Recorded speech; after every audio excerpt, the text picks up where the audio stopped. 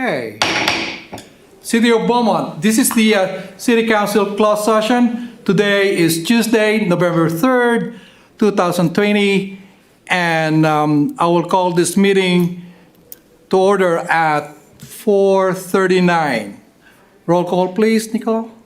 Councilmember White? Here. Councilmember Martinez? Here. Councilmember Carroll? Here. Mayor Pro Tem Lara? Here. Mayor Santos? Here. We don't have any public comment on this, Nicole. I have no written comments. Carrie, do we have anyone on the line?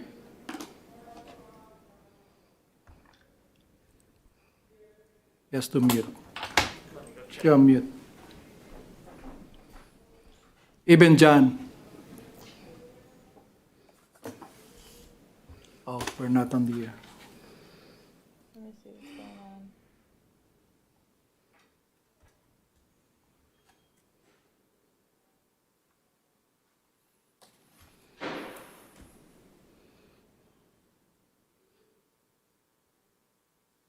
Sorry, Carrie, we're working on audio right now. Do we have any public? Callers on the line, but John has one adjustment to the agenda he needs to speak on. Okay, let me just use this microphone really quick. John, can you talk? I can. Okay, perfect. Let me just adjust my microphone and we'll route you this way. Go ahead, John. Go ahead, John. You're on the mayor. Yeah, but we barely hear you. Okay, have you started the meeting yet? Have you opened the meeting? Yes, we have. Yes, we did. Okay, so when you get to the closed session agenda items, we're gonna have a late ad. It's an item that came to my attention just a couple hours ago and requires immediate action by the council. And so, just let me know when you're ready to have me read the closed session items, and I'll cover the late breaking item. Actually, it's right now, John. Okay. I'll just, make it, can you read the items for a closed session and additional agenda on that? Thank you, John. Yes, Your Honor. The first item for closed session is conference with labor negotiators pursuant to Government Code Section 54957.6. City designated representative, City Manager Todd Barton, and Administrative Services Director Carrie Mendoza. The employee organization is the Beaumont Police Officers Association and the SEIU. In addition to that, can you all still hear me? Yes. Yes. Okay. In addition to that, as I mentioned, we have a late breaking item. And I learned today of an immediate need to file a complaint in the pending case of WRCOG versus AIG in order to preserve the city's legal interest and damage claims in that case. To add that item as a late breaking item to the agenda pursuant to Government Code Section 54954.2b, 2/3 of the council must determine this evening that there is an immediate need to take action, and the need for action came to the city's attention after the agenda was posted. So upon the council making this determination, the following item will be added to the closed session agenda. And so I'm going to read that item. Conference with legal counsel, anticipated initiation of litigation, existing litigation, pursuant to Government Code Sections 54956.9D1 and or 1 case, Western Riverside Council of Governments, WRCOG versus AIG, case number 5:20-CV-02164. And so we will need, before we go into closed session, if the council is so inclined, we will need the council to vote that the item arose after the posting of the agenda and requires immediate action in order to add it to the agenda. Mayor, I move to add the item that Mr. Pinckney just read off to the closed session. I'll second. Very good. You got that, John? Councilmember White? Yes. Councilmember Martinez? Yes. Councilmember Carroll? Yes. Mayor Pro Tem Lara? Yes. Yeah. Mayor Santos? Yes. Okay, we're good. So we'll go ahead and go to a closed session at 4:44.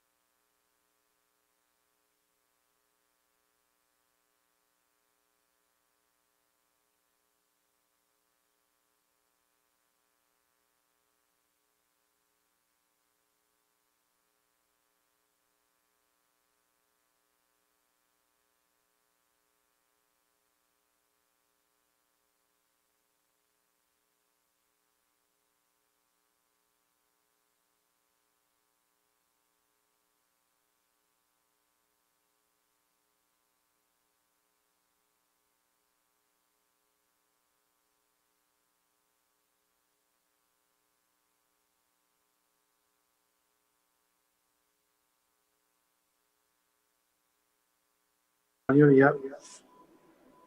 And then change that to, yep, that's it. And then the camera. The camera has to be this right here. Oh. See, this has to go to the other one. Can you see it on there? Yeah, we see it. Oh, then, there you go. So we just need that full screen so we can see the other. Yeah.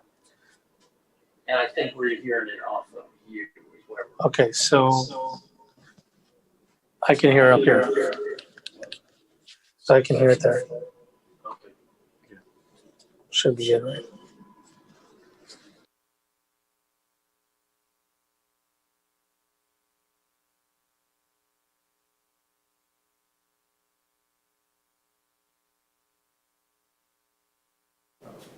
Go for it. And then video also. Test, test, test.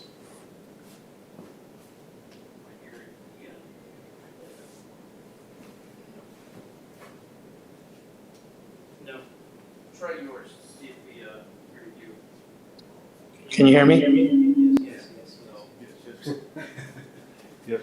So let me step away.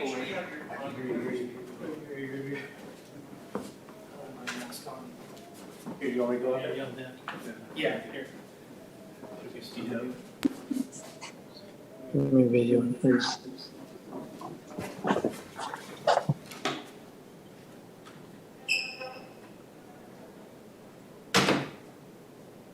Okay, Corey, can you hear me? So we should be able to.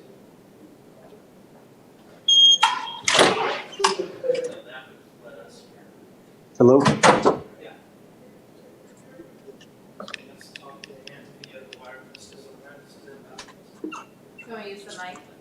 Test, test, test. Can you hear me, Corey? Yeah, I can hear you. Can you hear me? Yes, we can hear you fine now. Okay.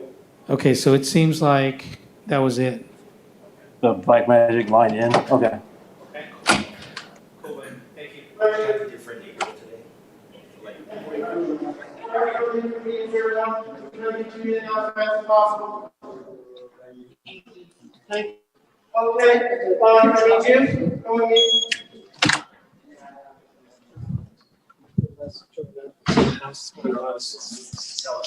I'm gonna go there tomorrow and do some things and see if that makes it happen.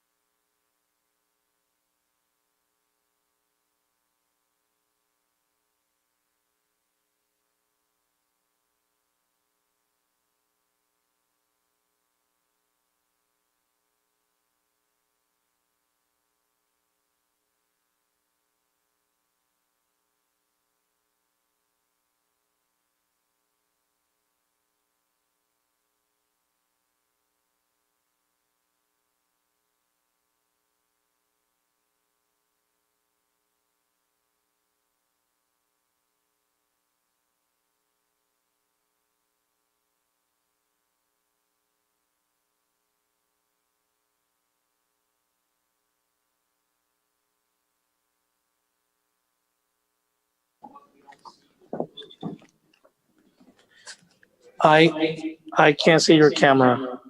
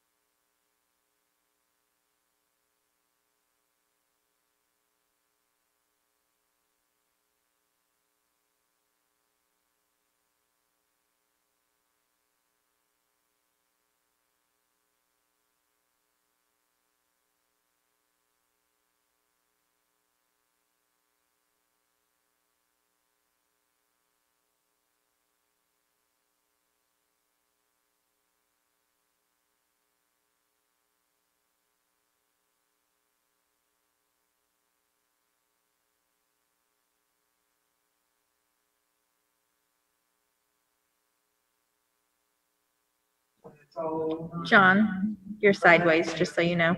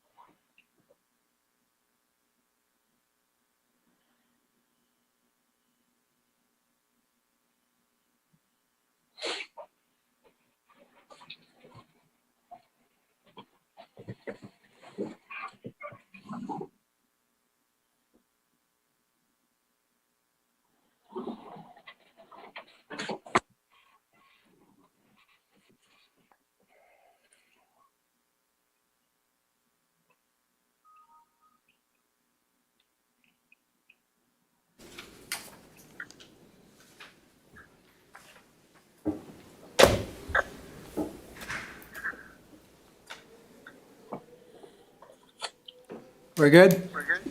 Okay. Here we go. City of Beaumont, this is the City Council regular session. We're back. And I will call this meeting to order at 5:25. The call, please, a roll call. Councilmember White? Here. Councilmember Martinez? Here. Councilmember Carroll? Here. Mayor Pro Tem Lara? Here. Mayor Santos? Here. City Manager, City Attorney, Mr. John Pickney, could you read out from the closed session, please? Yes. The first item for closed session was conference with labor negotiators pursuant to Government Code Section 54957.6. The city designated representatives, City Manager Todd Parton and Administrative Services Director Carrie Mendoza, employee organizations, the Beaumont Police Officers Association and SEIU. There was no reportable action taken. The second item was a late ad that was added by a vote of the council prior to closed session. And that was an item that came to the attention of the city after the posting of the agenda, and that required immediate action And that item was conference with legal counsel, anticipated initiation of litigation, existing litigation pursuant to Government Code Sections 54956.9D1 and/or 4, one case, Western Riverside Council of Governments, WRCOG versus AIG, case number 5:20-CV-02164. There was reportable action on that item. There was a first made by Councilmember White and a second made by Mayor Santos, authorizing a lawsuit, a complaint, pleading to be filed on behalf of the city of Beaumont in that pending action against AIG. And the vote was Councilmember White in favor of filing that action, Mayor Santos in favor, Councilmember Carroll in favor, Councilmember Martinez in favor, and Vice Mayor Laura in favor. And that concludes the report out from closed session, Your Honor. Very good. Thank you, John. Okay. We will, attendance, we're all present in here for the record, and we will go ahead and do the Pledge of Allegiance. Mayor Pro Temp Mike Lara, would you kindly lead us? Please join me in pledge to the flag. I pledge allegiance To the flag of the United States of America and to the republic for which it stands, one nation, under God, indivisible, with liberty and justice for all. Thank you. Okay, approval and adjustment to the agenda, if there's any, and also conflict of interest disclosure, if there's any. If none, announcement, recognition, proclamation, correspondence on this? None? Okay, we go to public comment period. Items not on the agenda. Due to current circumstances, we are encouraging members of the public to maintain participation in our meetings by using the following options: email comments, phone-in comments, and in person, subject to the applicable health orders. All of the details of this option can be found on the front of the agenda and will be displayed on your screen throughout the meeting. Is there any public comment, Nicole? I do have a written comment. Okay. Comment is from Kyle Ohanian.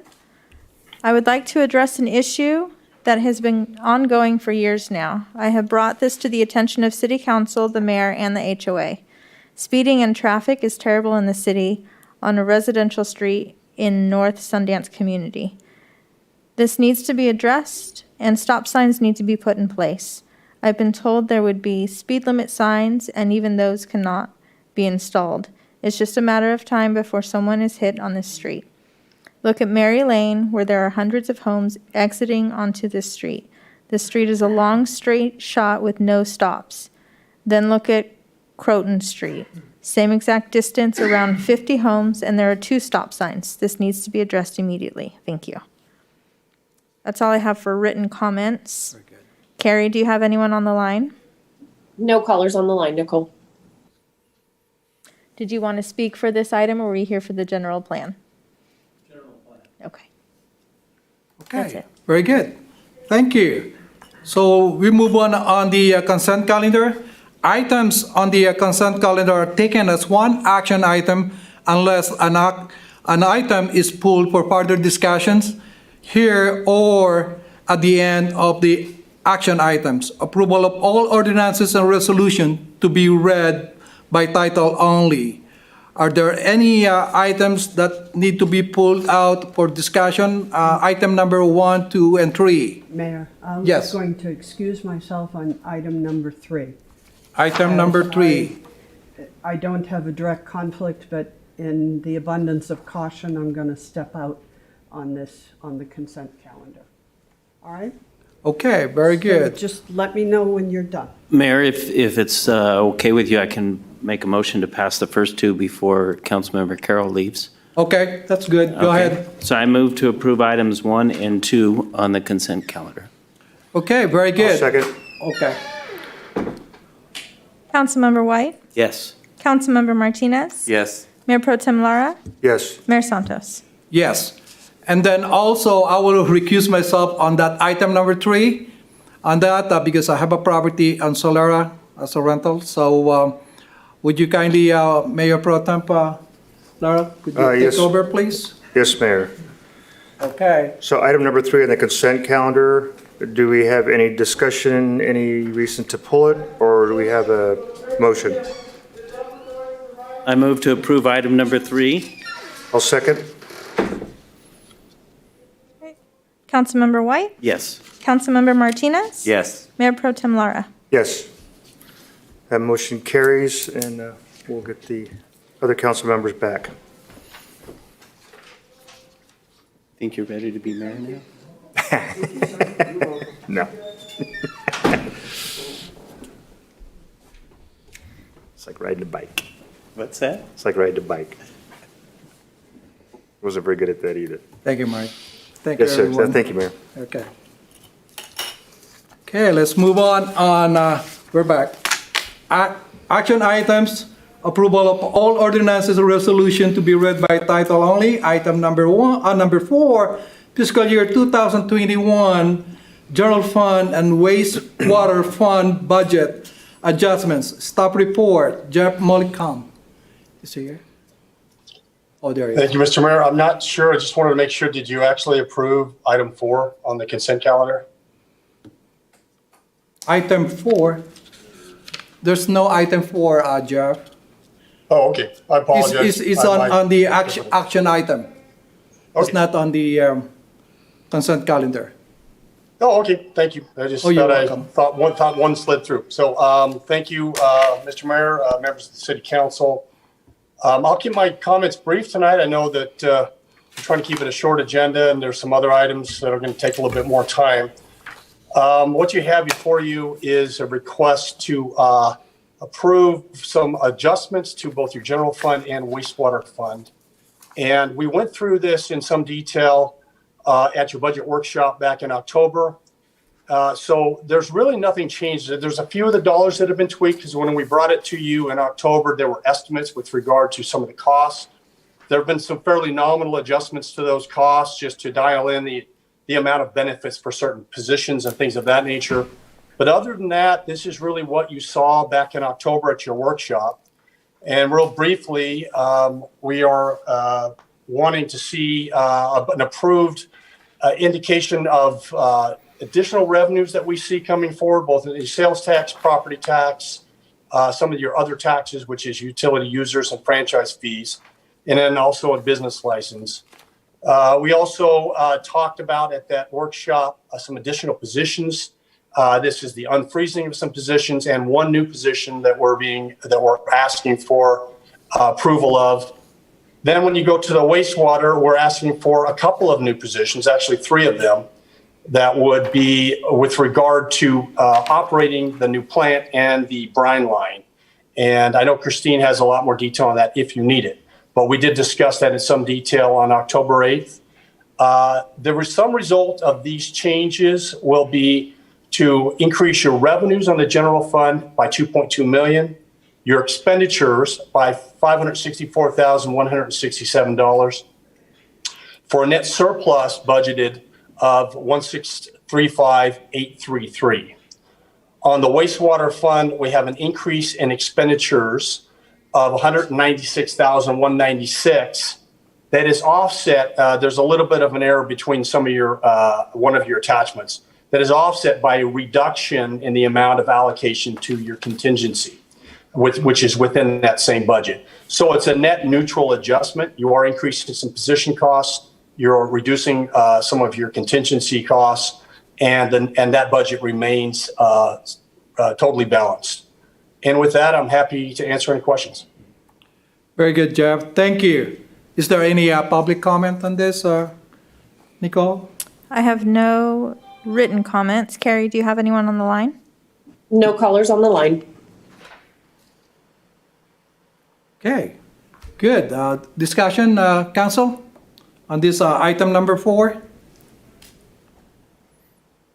I have something to say. I mean, if you, go ahead, if you have one. Okay, my turn. I mean, on this budget, Todd, Jeff, on this. I mean, I'm looking, actually, I'm appealing to the council of the fiscal year 2021 general fund on the consideration of Chamber of Commerce, which is the Beaumont, allocation of fund for relief and recovery assistance caused by unprecedented COVID pandemic economic impact to Beaumont Chamber of Commerce full operation. As of an individual, me, as Ray, a city official, we have extended our assistance successfully to our own city small business establishment through ad hoc committee established by this council and funded by a CARES Act program. Total applicants, 28. Granted, approved is 24 businesses, which is I'm really excited about that, and would like to take this opportunity to thank wholeheartedly the committee members, Ashley, Carrie, Kyle, Deputy Chief Tony, Officer Bob Galera, City Manager Todd Pardon, and City Council Julio Martinez. I really appreciate that. I mean, we put together, and the city put together a good committee in there. As part of our business community, the Chamber of Commerce, a nonprofit organization who promote the businesses which they have suffered tremendously on these coronavirus challenges. I am appealing to the council to approve and provide a helping hand to the Chamber of Commerce in the amount of, $20,000 to a city grant. Since we have a $150,000 contingency budget fund and a little surplus in our fiscal year 2021 budget, fund can be granted and release $10,000 this year and early next year, the remaining $10,000. I am a very conservative individual on financial and personal consumption. The allocation of a grant fund is for the good and excellent cause. In closing, we can do a memorandum of understanding, MOU,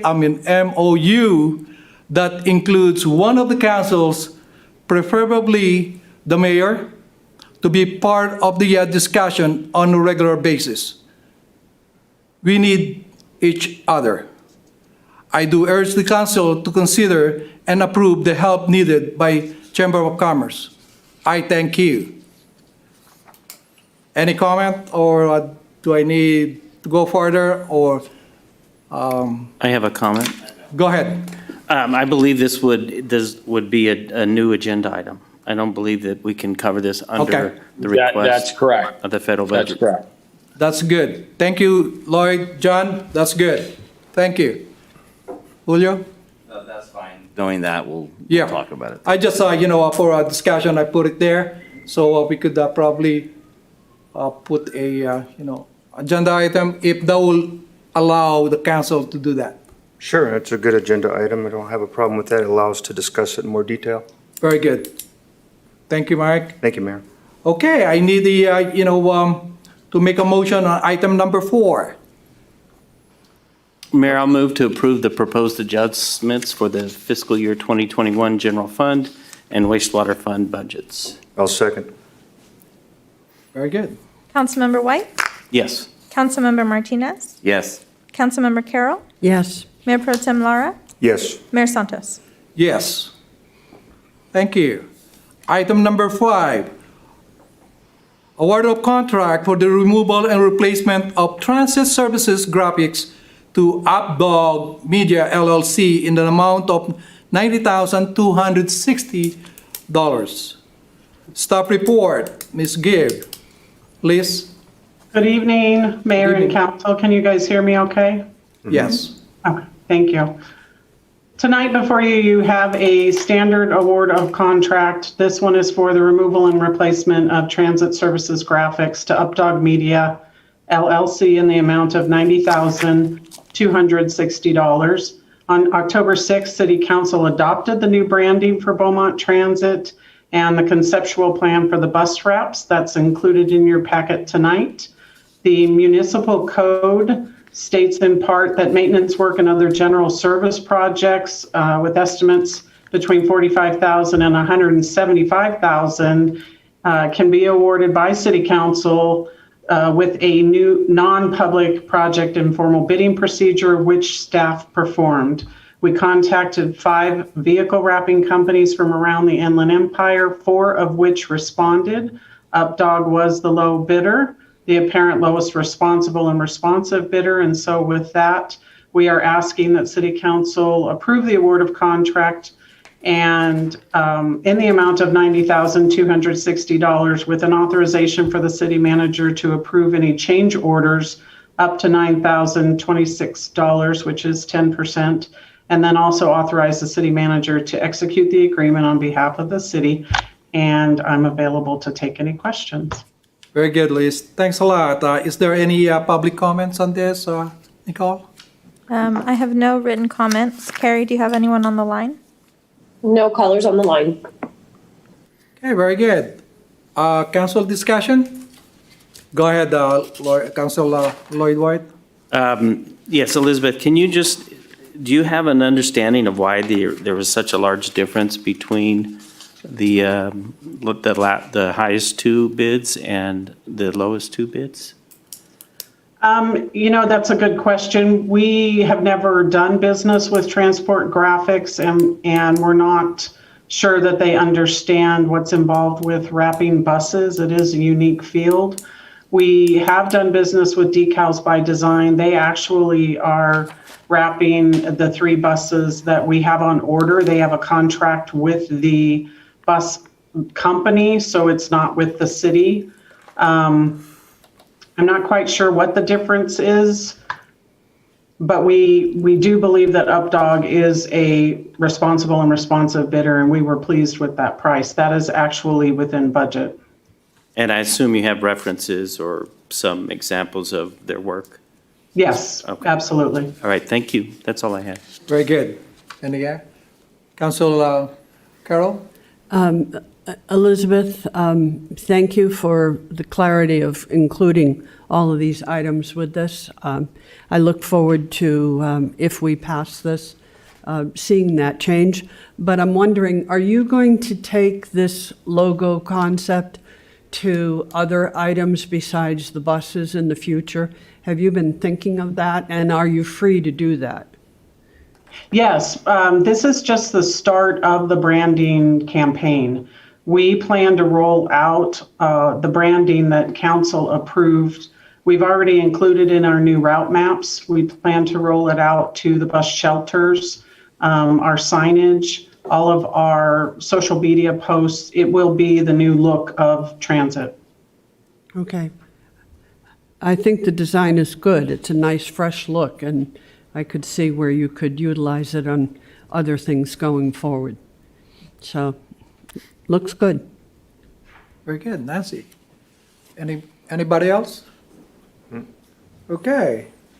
So we need a motion? Mayor, I make a motion to approve the award of contract for the removal and replacement of transit services graphics to Updog Media LLC in the amount of $90,260 with the authorization for the city manager to approve any change orders up to $9,026 and authorize city manager to execute agreement on behalf of the city. I'll second that. Councilmember White? Yes. Councilmember Martinez? Yes. Councilmember Carroll? Yes. Mayor Pro Tem Lara? Yes. Mayor Santos? Yes. Thank you. Item number 6, revision to the City of Beaumont and Riverside Transit Agency Interagency Agreement number 18-017. Staff report. Please. Thank you again. The interagency agreement between the City of Beaumont and Riverside Transit Agency is set to expire. There is a recommended minor revision to the agreement, and that is to align it with the other agreements that the city has previously adopted with Victor Valley Transit Authority and Omnitrans, and that's specifically a change to Article 11, which, if approved, would allow the agreement to remain in effect, provided that neither party terminates the agreement by giving the other party a 60-day written notice. That is standard language in the other agency agreements that we've had, and so we would like to roll that out to the RTA agreement, and that is the only change that we have at this time. Very good.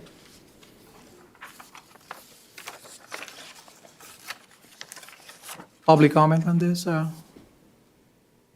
have no written comments. Okay. Carrie, do you have anyone on the line? No callers on the line, Nicole. Okay, we open for a discussion or make a motion on item number 6. Mayor, if there are no comments, I'll make a motion to approve the proposed revisions to the City of Beaumont and Riverside Transit Agency Interagency Agreement number 18-017.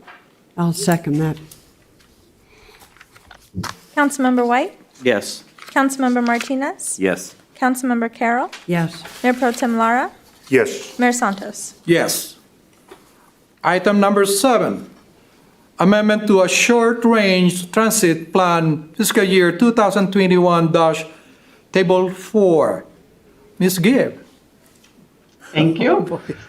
So City Council previously approved the short-range transit plan back in April of this year. It was submitted to RCTC, included in the SRTP is Table 4, which I've explained before is really the department's funding plan and the basis for the budget. We are a recipient of a State of Good Repair grant, and those estimates are prepared annually by the State Controller's Office. The previous Table 4 did not include the recent estimate that we just received, and so in order to properly accept the $59,290 in State of Good Repair grant funds, we need to amend the short-range transit plan Table 4 and accept the additional allocation. And if I may, I would like to, Nicole, if it's all right, I'd like to share my screen. There is an error on the attachment B proposed table. The column did not properly populate, and so if I may, I would like to just put that on the screen so that council has the correct version. And Okay, you should be able to. If you don't, I'll adjust the settings. can you see that? Yes. Yeah, we could see it now. Okay, so the red line is the proposed grant that we are recommending be accepted. And if you look down at the bottom, the total amount for the State of Good Repair grant funding is $161,174. And so I just wanted to notate that on here, that the attachment B in your packet shows a different total in this column. All of the other columns populated correctly. It's just this one here. So with that, I recommend that City Council approve a revision to the short-range transit plan fiscal year 21 Table 4 and accept the allocation of $59,290. Very good. Thank you, Liz. I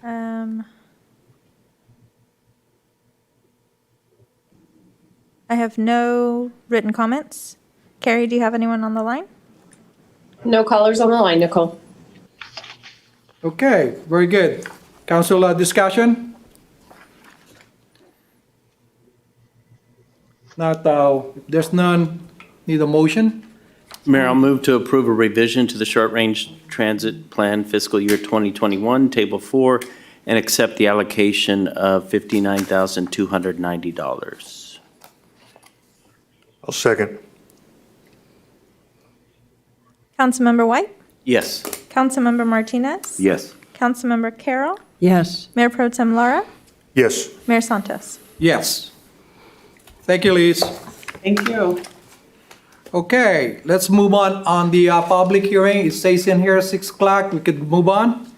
No, sir, we need to defer starting that till the posted time of 6 o'clock. Okay. If council would like, I could have Mr. Wrzezinski provide his update to you on legislative.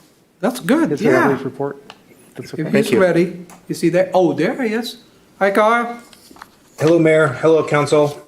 So before you tonight is the monthly report for the end of October. It's somewhat brief because, as you know, the California legislature has been out of session and they'll obviously be back in soon enough. The update that you had in your packet talks about some of the executive orders that the governor has recently done. If you don't know, or maybe you are aware, the court system has ruled on the validity or the constitutionality of some of the governor's executive orders in the last couple days or so. So Townsend, as well as city staff, are currently reviewing that ruling and trying to determine what that's really going to mean for the existing executive orders that are in place today, as well as future executive orders that may be coming out of Sacramento. So we'll definitely keep City Council posted on what transpires during that review process.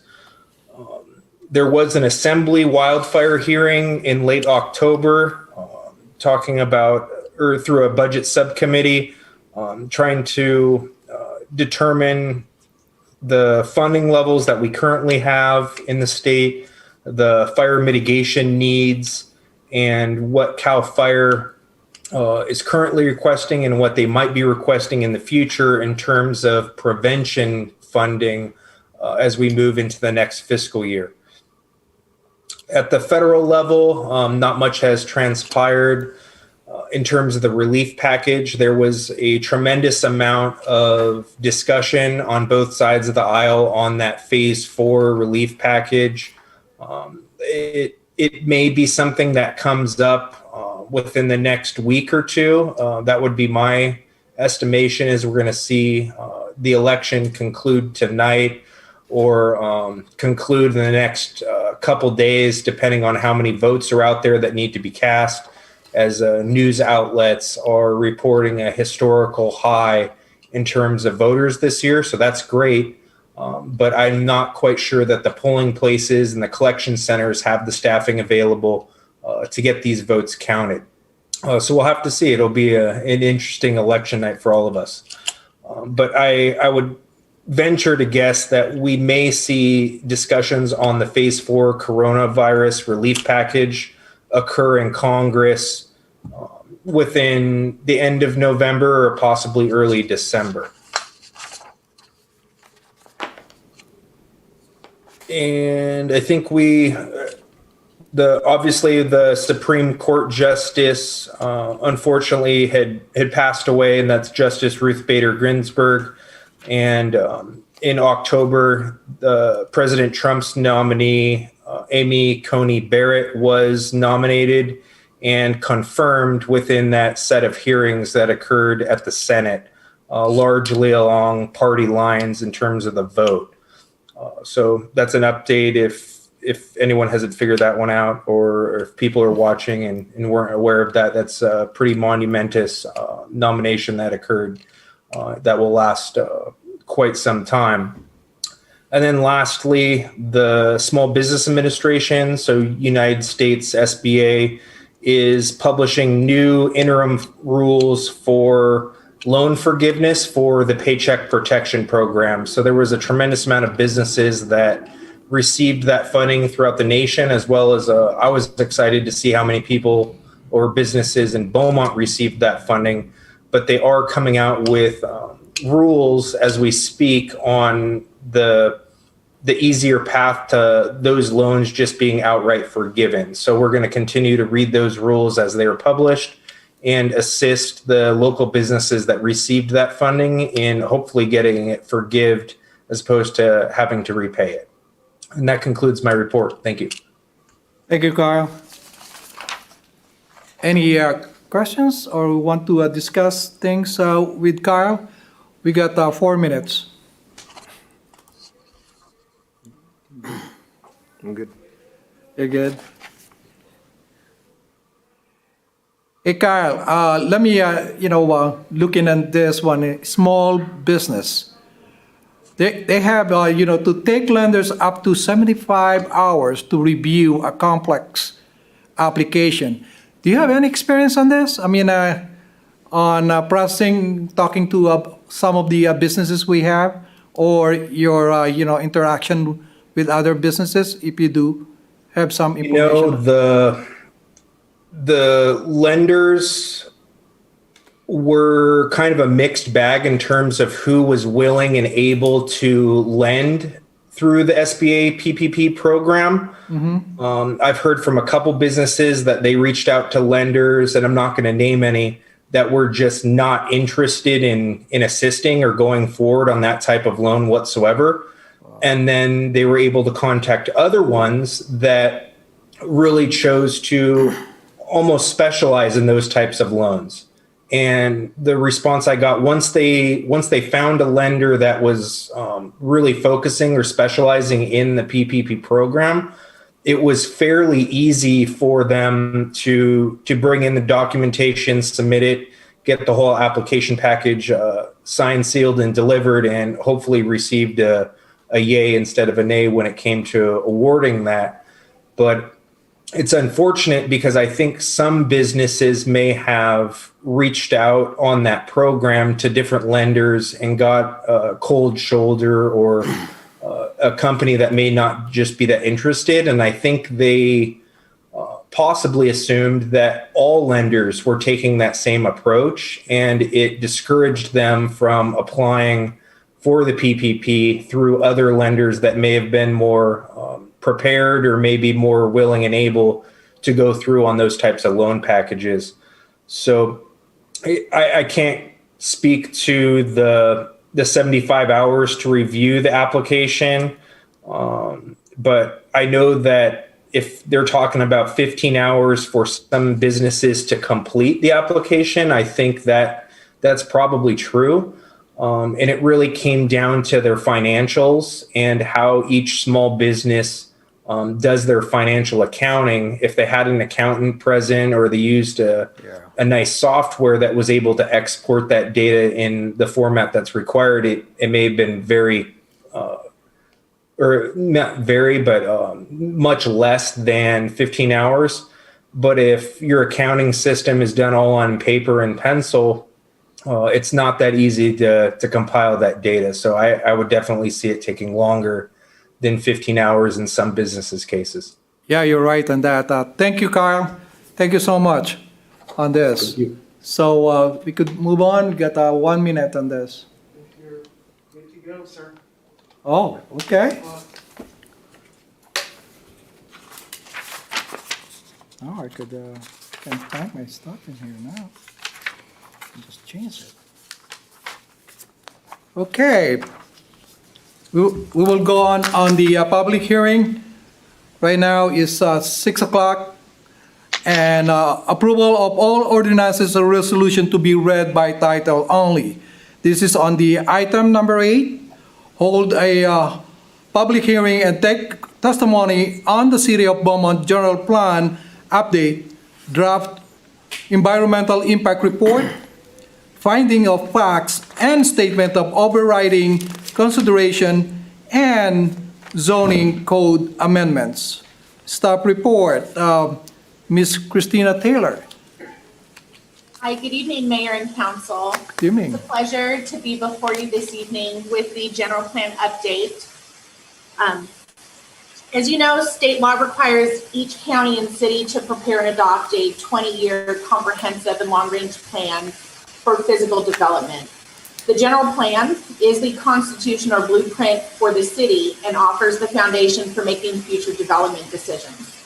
The city's current general plan was approved by City Council in March of 2007. In December 2016, the council awarded a contract for the proposed general plan update.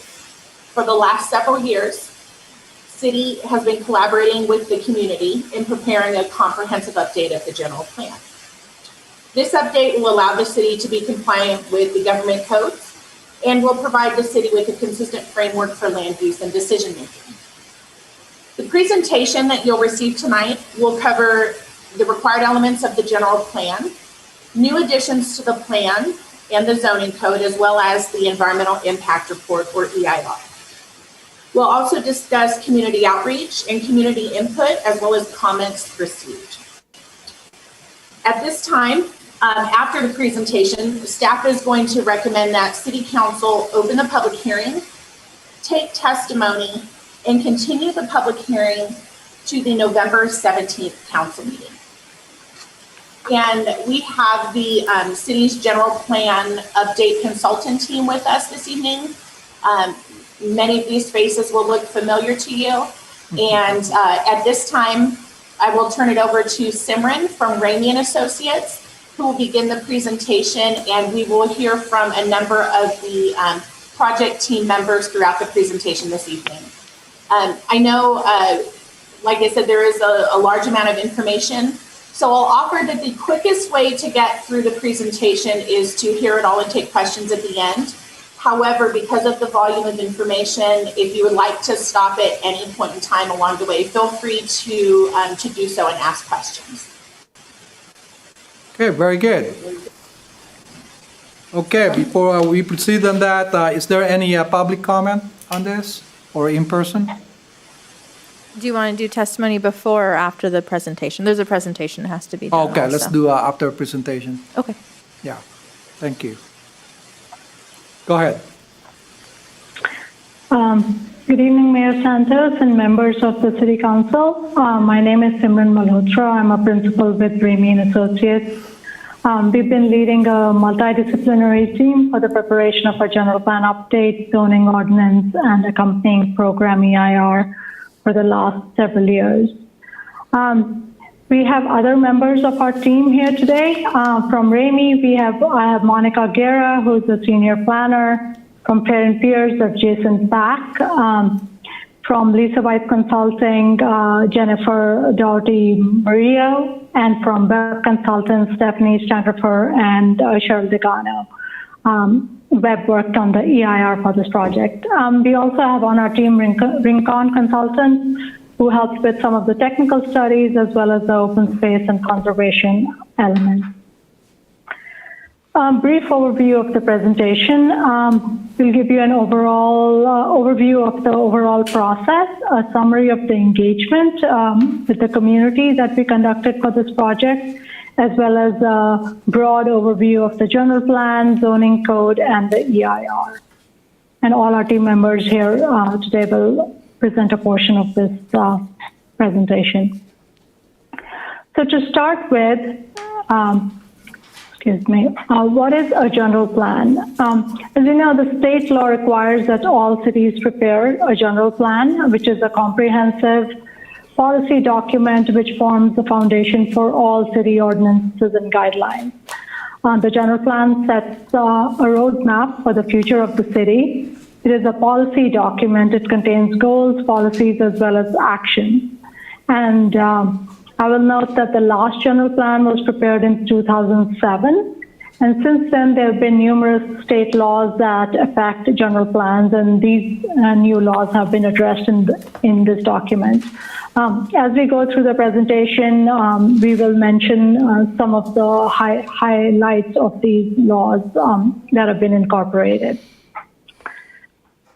So to give you a little bit of an overview of the journey we have undergone over the last several years, we started the process in the spring of 2017 with existing conditions and visioning. This was followed by the preparation of alternatives, the selection of a preferred land use plan, and then detailed policies to implement the plan. The team then prepared the technical studies necessary. The draft plan was then reviewed by city staff and the EIR was prepared. And we are here today for your consideration. Through this entire process, we had extensive community engagement, starting with stakeholder interviews. Our initial in-person workshops had nominal attendance, hence we pivoted to online engagement. We conducted several surveys over the next year or so. But we also continued with strategic in-person engagement with pop-up events, focus groups, meetings with the task force, the Economic Development Committee, as well as providing updates to the Planning Commission and the City Council. The draft general plan and EIR was released in early September and has been available for public review. The EIR comment period closed on October 22nd, and the Planning Commission held a public hearing on October 27th. The Planning Commission recommended the general plan and zoning for approval and the EIR for certification by the City Council, and that's the action in front of you today and actually November 17th. Again, a brief overview of the engagement process. As I mentioned, we conducted several surveys, 4 in all, over the course of about 18 months. And we received over 2,800 responses for these 4 surveys, which is a very robust response rate for a citywide general plan project. So we were very pleased with that result.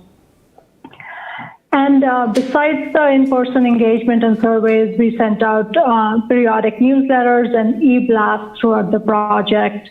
The mailing list had almost 300 subscribers for these e-blasts. With the community, we worked on preparing a vision statement that provides a framework to guide future decision making.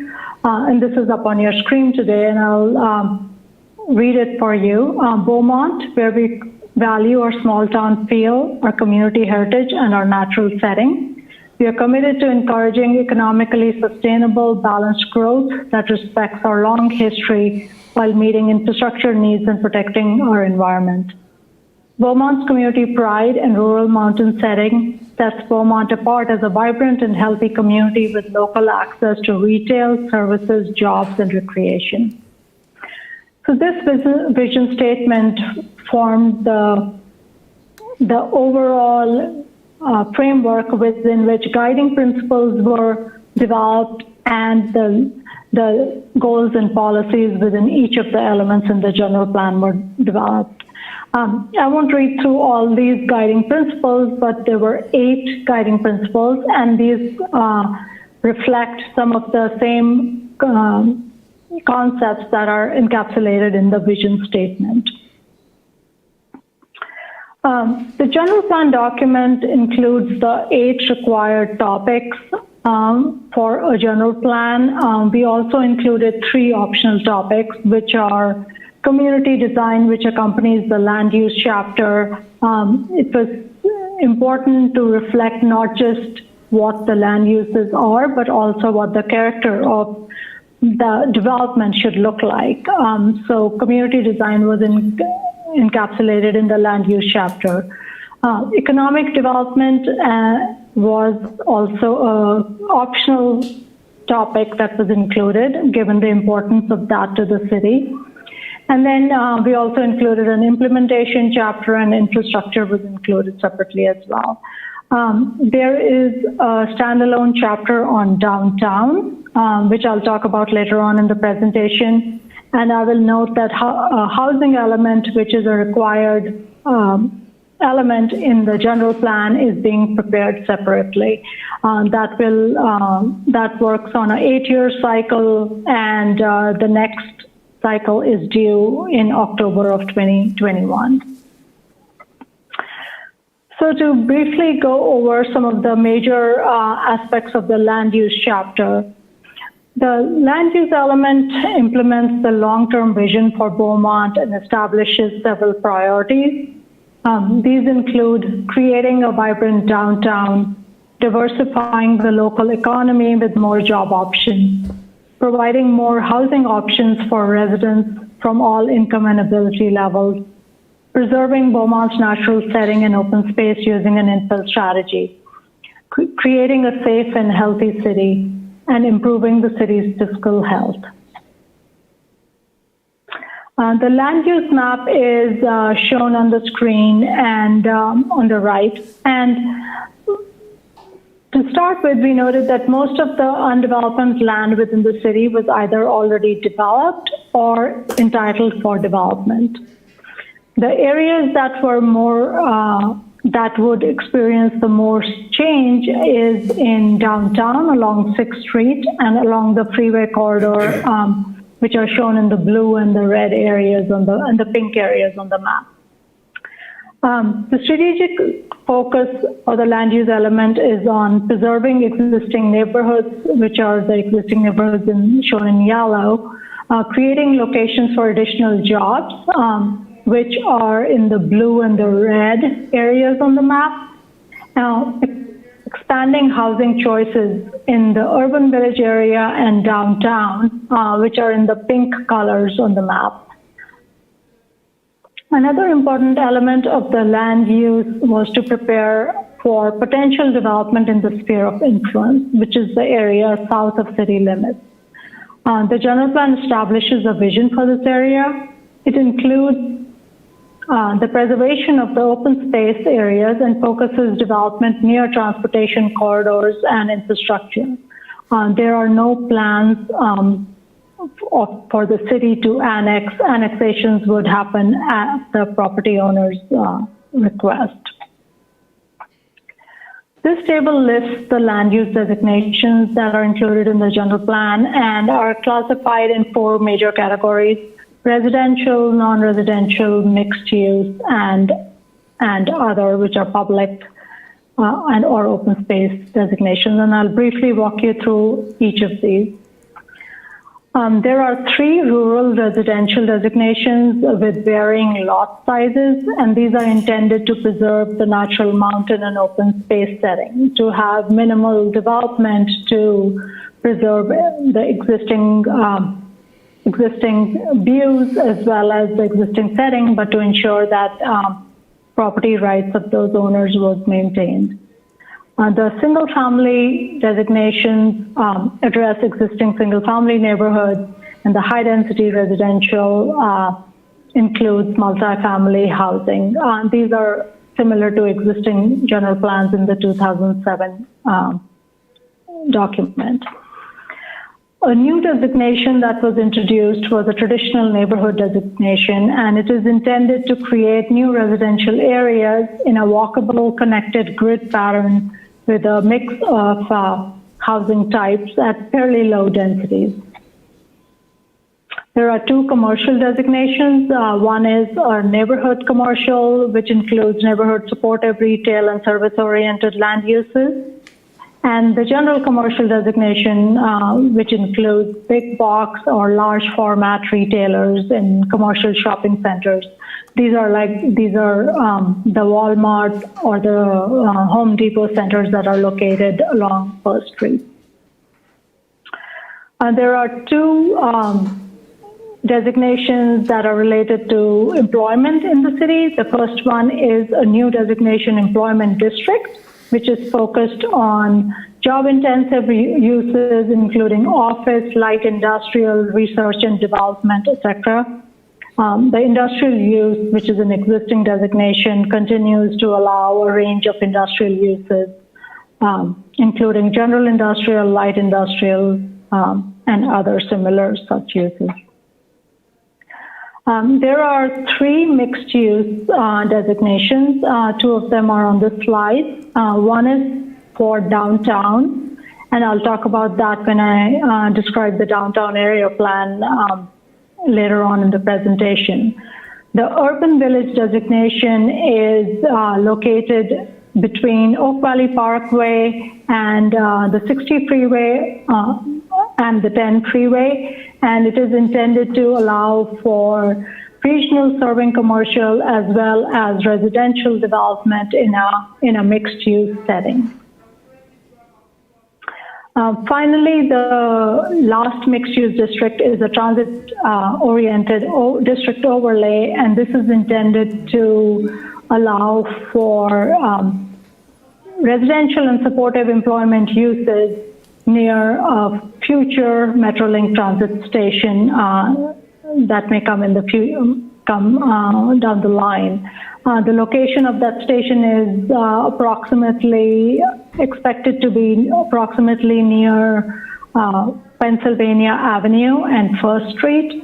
And so the overlay allows for the surrounding area to incorporate these additional uses besides what the base zone there is, which is general commercial. And finally, there are two designations which capture existing designations for public facilities as well as open space. I will now turn this over to Jason to talk about some of the mobility recommendations. Yeah, thank you, Simran. If you could start with the next slide. There we go. So a couple state regulations that Simran had mentioned that have popped up in recent years that we wanted to make sure we addressed in the general plan. The first one is the California Complete Streets Act. So this is something that we had to address where we had to make sure that the street system was designed for all users of all ages and all abilities, which is really some of the key definition of how to implement complete streets, and I'll talk here in a little bit about how we did that as part of the general plan update. The second one is Senate Bill 743, which is the new update to the California Environmental Quality Act, or CEQA, which does shift how we identify impacts under transportation and shift it away from the freedom for us to drive a car towards the efficiency of how we drive the car using the new metric of vehicle miles traveled. Next slide. So to implement complete streets, we did recommend for the city of Beaumont a layered networks approach. And essentially what this says is that it's not necessarily a great idea or it's not appropriate for the city to accommodate all modes at a very high level for all streets. So if you think about providing trucks and autos at a high rate of speed, maybe that's not the greatest idea when we're mixing pedestrians and bicycles in a downtown environment. So as we go about this, we start looking at street priority and identifying the prioritized mode based on the land uses around it for implementation. This layered networks approach is a recommended practice through the Institute of Transportation Engineers and is a very appropriate way to help implement complete streets within the city. Next slide, please.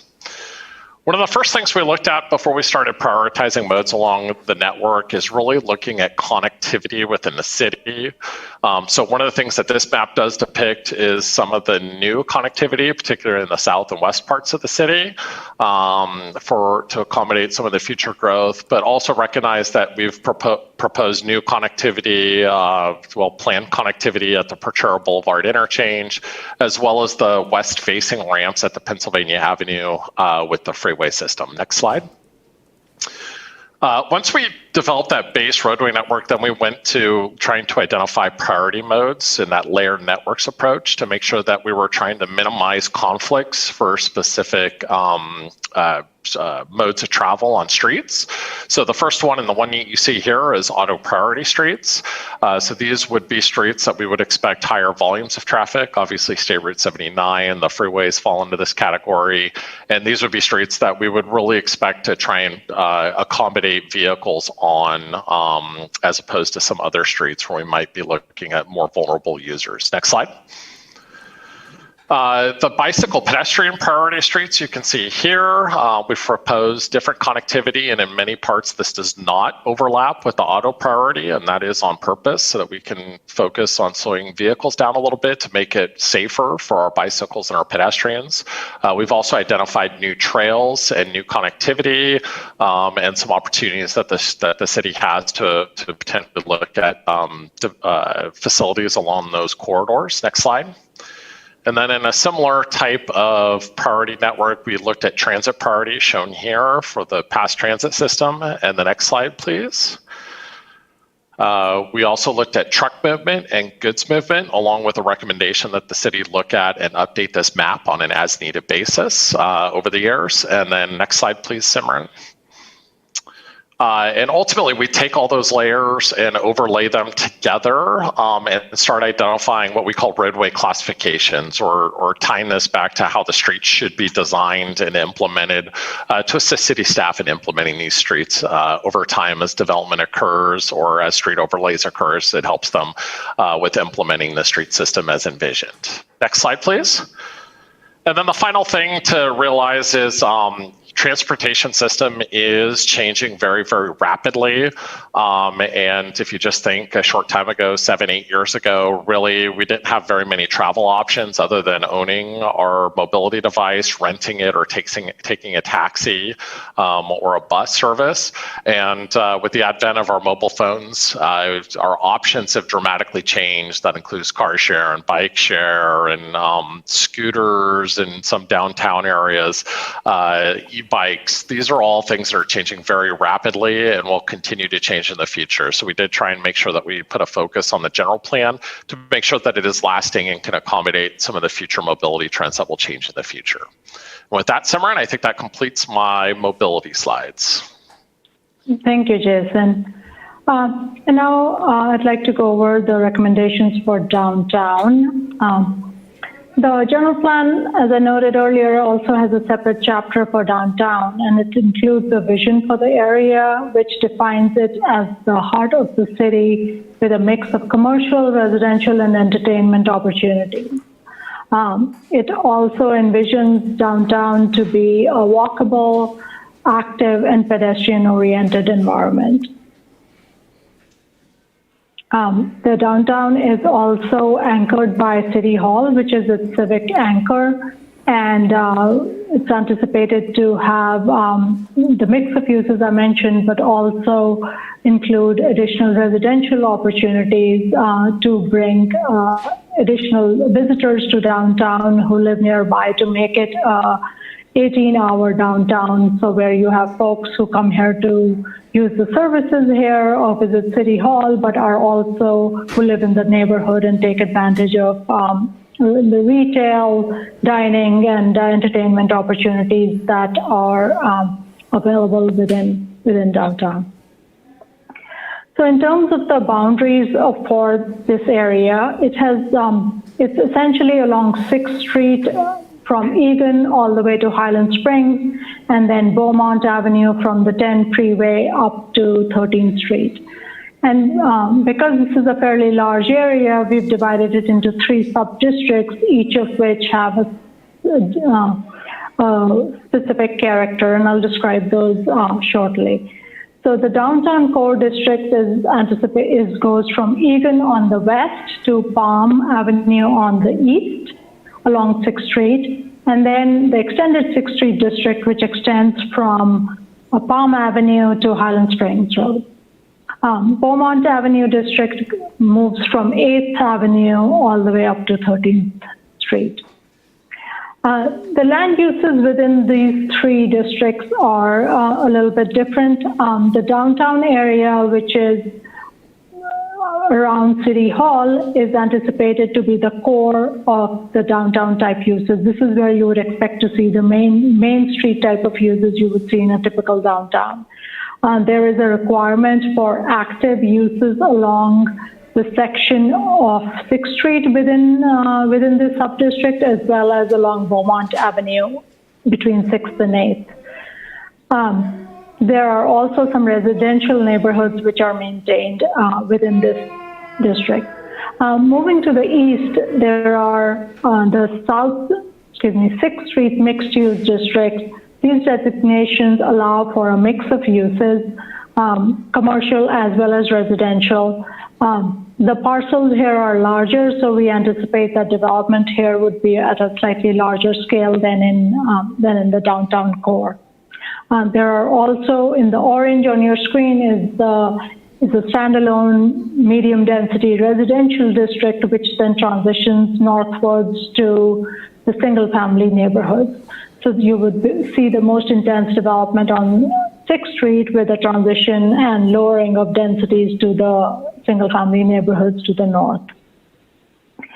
There is also along Highland Springs a local commercial designation which allows for commercial uses, but also allows medical uses that are supportive of the medical center across the street. Besides the land use changes encapsulated in the downtown plan, we also have recommendations for the public realm. There's special treatment on 6th Street between Beaumont Avenue and Palm Avenue, and this includes the creation of median parking, which can be used for events. Vehicle lanes are reduced to 1 in each direction, as you can see in the section on the upper right corner. And we restore 4 lanes as one moves east towards Pennsylvania Avenue. An example of where this has been implemented and has been very successful is in the city of Lancaster along Lancaster Boulevard. The image on the screen on the left shows just that. You can see the traffic lanes as well as the central median, which is landscaped but can be used for farmers markets, outdoor dining, or other events. And this can be done with either the entire street being closed off for traffic temporarily, or to allow traffic to flow through but maintain the event in the central median. As I noted, as the 6th Street moves eastwards, further east from Pennsylvania Avenue, the 4 lanes are also continue to be maintained. The other sections of 6th Street to the west of Beaumont Avenue also are two lanes, 1 in each direction to respond to the traffic patterns anticipated along those segments. On Beaumont Avenue, we have ample sidewalk widths, which allow for pedestrian amenities, streetscapes, and outdoor dining. Traffic here goes from 4 lanes at between 5th and 6th Street all the way up to 8th Street, and then after 8th Street transitions to 2 lanes to match the traffic volumes anticipated along this section. And with that, I will ask Monica to talk about some of the highlights of the other elements that are in the general plan. Thank you, Simran. I'll be providing a brief overview of the health and environmental justice, community facilities and infrastructure, conservation and open space, safety and noise chapters. So to start, the health and environmental justice. Next. The health and environmental justice chapter was written. Can I interrupt really quick, Monica? We can't hear you very well. Thank you. Hold on 1 second.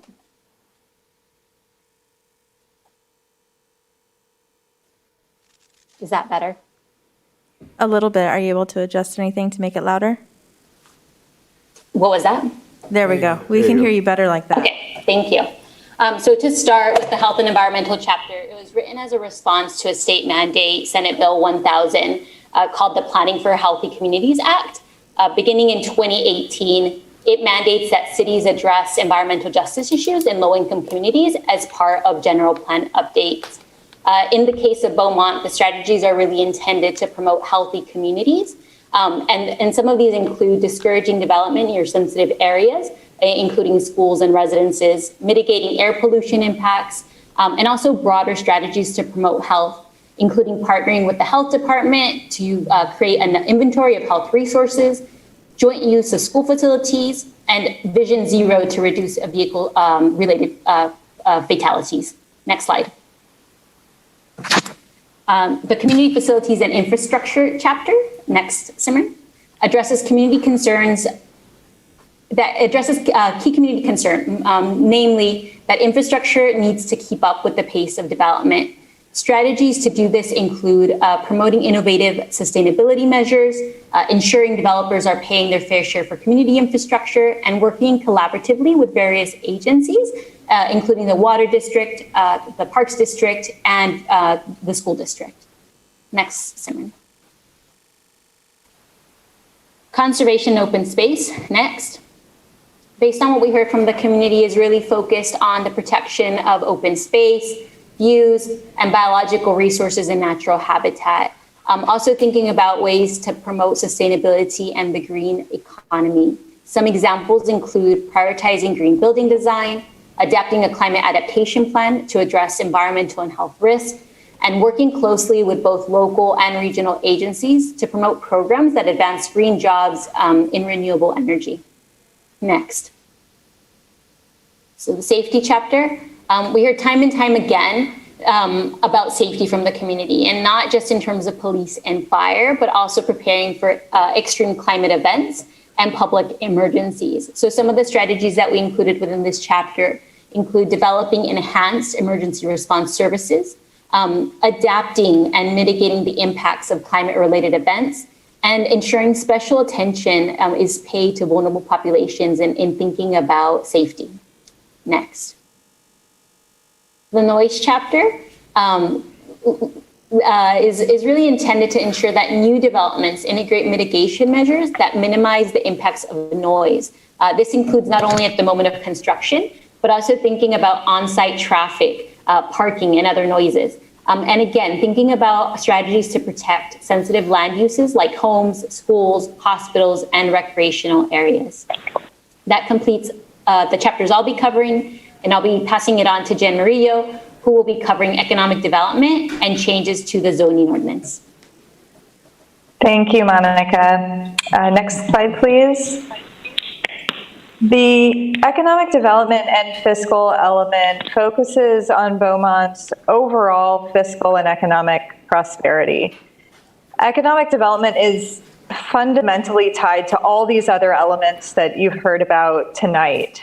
And an understanding that while market forces beyond the city's control drive certain outcomes, having a strong policy framework can really help the city become more resilient through economic cycles.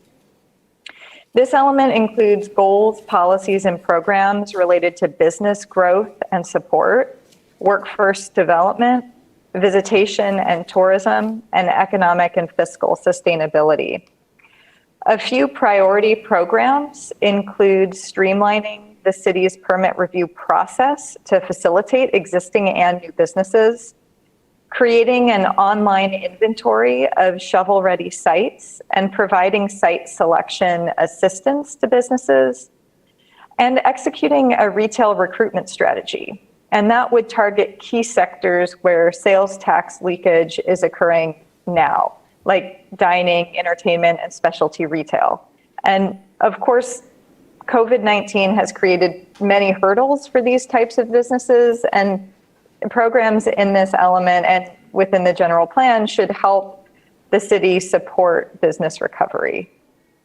Programs in this element also direct regulatory changes, like updating the zoning code, and that's what I'm going to talk about next. Next slide, please.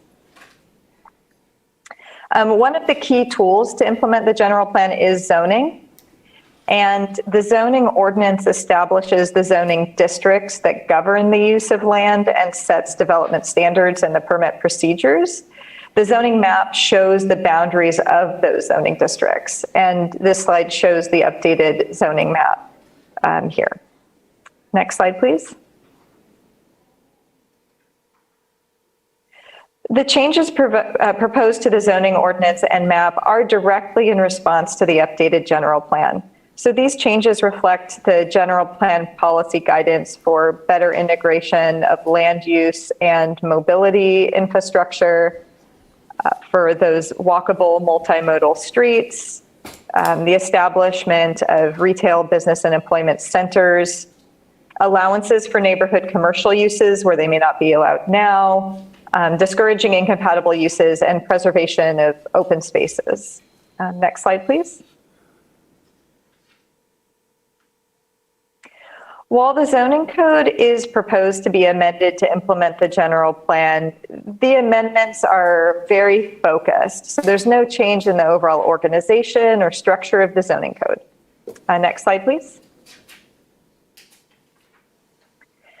And the zoning districts and allowed uses are also directly responsive to the general plan land use designations.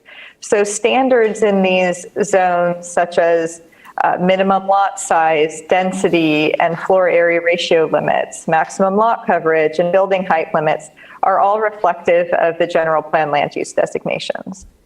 Additionally, standards for pedestrian connectivity, building placement, modulation, and transparency have been added to appropriate zones to improve walkability as well as the built environment. Next slide, please. Now, some of the existing zones are proposed to be modified, some are proposed to be eliminated, and some new zones are proposed. Again, directly in response to the land use designations in the general plan update. So for example, the commercial general zone, this first zone listed under modifications, is proposed to have a name change to more accurately reflect the purpose and intent of the zone. So your commercial general zone today would be renamed commercial neighborhood. New zones for your traditional neighborhood residential designation, as well as the transit-oriented overlay district, are proposed. And then the zones to be eliminated are mainly proposed to be replaced with zones that are more appropriate and tailored to the vision contained in the general plan. So in particular, eliminating zones that are contained within the downtown area, such as the Beaumont Avenue overlay, the 6th Street overlay, would be replaced with new zones directed through the downtown area plan. Next slide, please. And on zones specifically, I do know Christina will talk about some of those specifically in some mapping comments too. And finally, we do have some procedural changes in the zoning code proposed. They include an addition of a certificate of appropriateness to address historic resource protection, allowing temporary uses with a staff level approval, and expanding what standards can be modified at the staff approval level as well. So again, all in response to general plan policies and programs. And with that, I think I hand it over to Christina. Thanks, Jen. Can everyone hear me okay still? Your volume's a little low, Christina. Is it? I'm not sure how to. There we go. I've upped it on this end. Okay, thank you. So, Simran, do you want to do this first slide or you just want me to go for it? Go for it. Okay. So we received a number of public comments throughout the general plan update process. The bullet points here highlight sort of the overall themes that we heard. A lot of folks were excited to have a good plan for downtown. Some were still concerned about different types of development and how it impacts the city. We did receive a comment regarding protection of the Potrero Wildlife Area. And a lot of folks were also concerned about connectivity and technological connectivity throughout the city. Next slide. So Carol and I sent out approximately 1,032 letters to all the property owners within the city of Beaumont who were going to have a property affected by the proposed zone changes as a result of the general plan update. In response to that, we received over 50 phone calls. I think the final number ended up being about 58. And then a little over 20 written comments ended up being received. Most of the inquiries were individuals or property owners wondering how the change would affect their property.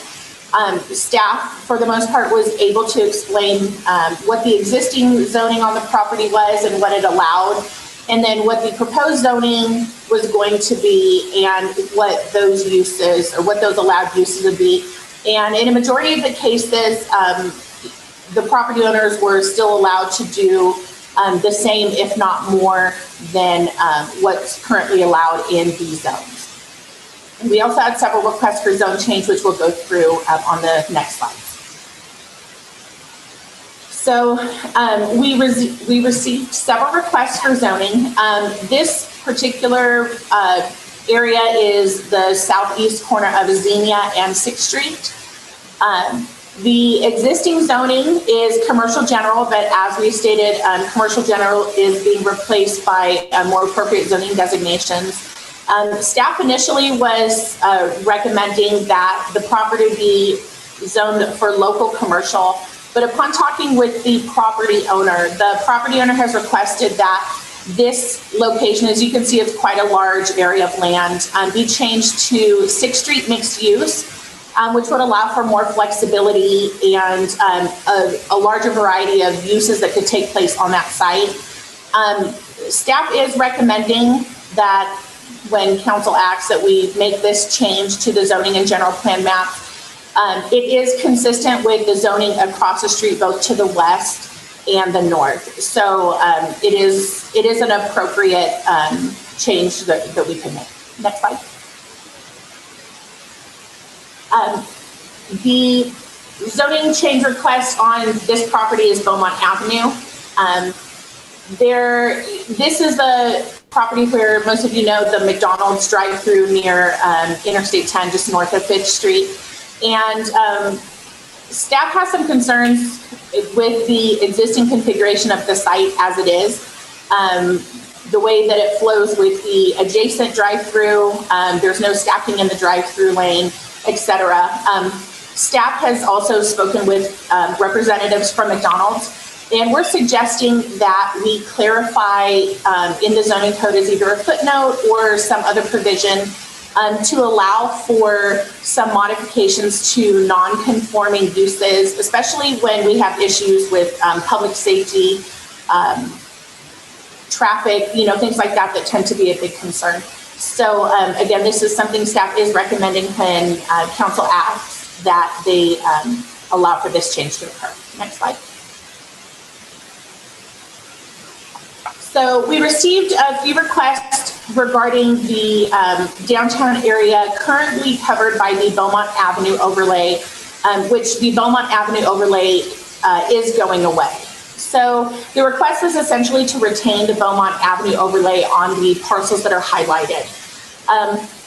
The properties that front both Euclid Avenue and Magnolia Avenue are proposed to be designated as residential single family. Most of these properties themselves, along with the adjacent ones to the north and south, and then the ones across the street, are all existing single-family residential. They're either occupied by a single-family residence or some type of residential property, or they're surrounded by. So staff is not recommending retaining the Beaumont Avenue overlay, and staff is recommending what is proposed in the residential single-family zone. The properties that front Beaumont Avenue, again, the existing zone is the Beaumont Avenue overlay, and the zoning is changing to Beaumont mixed use. And the proposed Beaumont mixed use designation will still allow for commercial, retail, restaurants, and other uses that the property owner was concerned about being able to put there. And so staff believes that Beaumont mixed use is also the appropriate designation for that property and is recommending that these properties stay as proposed in the general plan. Next slide. Lastly, we received communication from property owner in the current urban village overlay. The proposed designation is on that property is going to be an urban village zone. Staff has decided that the urban village overlay was very cumbersome as far as the development requirements that it put on property owners. And so the urban village overlay itself is going away, and we've established the urban village base zone. This still provides for a variety of uses to be either permitted or conditionally permitted, and it reduces the development burden, requiring a specific plan and requiring a certain amount of residential be dispersed throughout that property area. So staff is recommending that the urban village zone be applied on this property as proposed in the general plan. Next slide. Lastly, the commercial manufacturing zone is going away. This will become part of the downtown specific plan and will receive one of two zoning designations. It will be overlaid depending on what part of commercial manufacturing the area the properties are in. So this property owner requested to retain the commercial manufacturing zoning. Staff is not recommending commercial manufacturing be retained.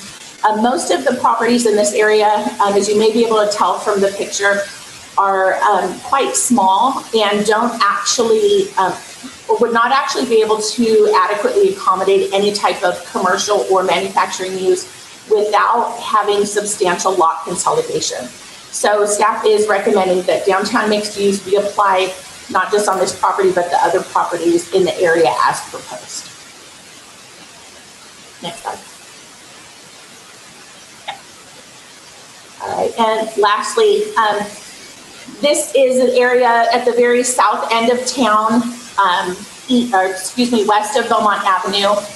You can see from the maps there, the current zoning, you see on the left-hand side, we have manufacturing, and there's two different parcels. So we're talking about at the top of the map, you see a black square and a little red square, that's adjacent 4th Street. And then the lower part down there, the larger parcels. Those properties, with the exception of the large square with the rural residential designation on it, are currently zoned manufacturing. And the property owners have requested to leave that designation as manufacturing. And after looking into this, staff does concur, especially on the northern parcels adjacent 4th Street, that the properties retain their manufacturing designation. There are existing uses on those properties, and changing the designation to residential would cause a non-conforming use for a viable, active business, and I don't think that's appropriate to do. I don't think that's the intent of what we would like to do here. So we are recommending on the top part, retaining the manufacturing zoning. For the bottom, the L-shaped, the request has been for manufacturing to be applied on the rural residential, as well as retain the manufacturing on the part that is manufacturing. Leaving the manufacturing designation on that area, I think would be recommended. The rural residential at Planning Commission, we also recommended applying the manufacturing designation there due to some terrain issues and conversations that we've had regarding what could actually be viable down there. However, staff is open to discussion from council on whether or not we wanted to retain that as rural residential or go with the manufacturing zone. Next slide.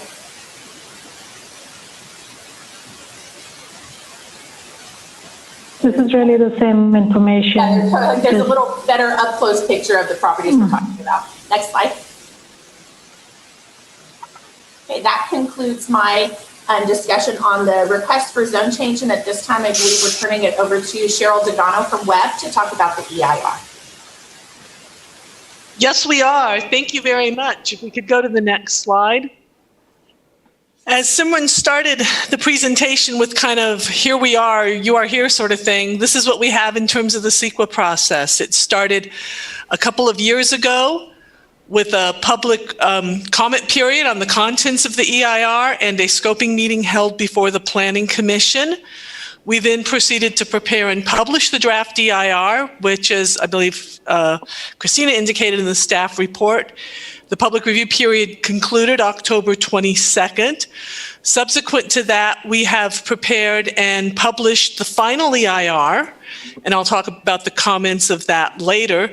And we are now here tonight to present the final EIR to the City Council to be certified, for you to take action for certification on November 17th. If we could look at the next slide.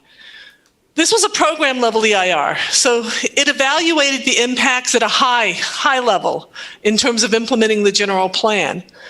It was a comprehensive EIR addressing all of the thresholds set forth in the state CEQA guidelines. And as you can see from this slide, the majority of these impacts were determined to be less than significant.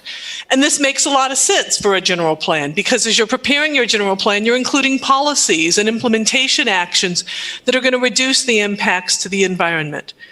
We did have 2 areas where we needed some mitigation measures, and a mitigation measure is something that is done beyond what the code is, beyond what a reg is, beyond what a policy is.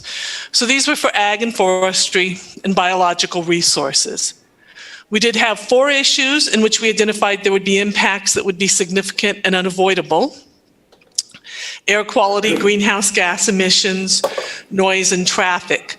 Because there's significant and unavoidable impacts, there is a statement of overriding considerations that's been prepared.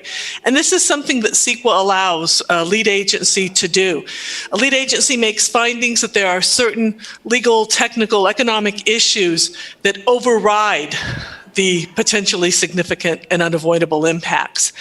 I do want to add that just because in it we have significant and unavoidable impacts, we do still have mitigation measures for some of these areas. They just will not reduce the impacts to less than significant. If we could go to the next slide. So, by the close of the public comment period, the city had received comments from 2 public agencies, the Flood Control District and CDFW. As of October 30th, there'd been another 24 comment letters from individuals, organizations, and tribes. And this morning, the city did receive a late comment letter. If we could go on to the next slide. So the final PEIR, which is part of what the council will be considering, contains all of the written comments that were received and responses to those comments. And these were comments received prior to the close of public hearing, as well as comments received between October 22nd and October 30th. It does contain an errata to the draft EIR, and the errata identifies there's some minor areas in the EIR that we need to clarify or amplify. It also contains the mitigation monitoring and reporting program, which tells the city how and when to implement the mitigation measures. And that concludes my comments on the EIR.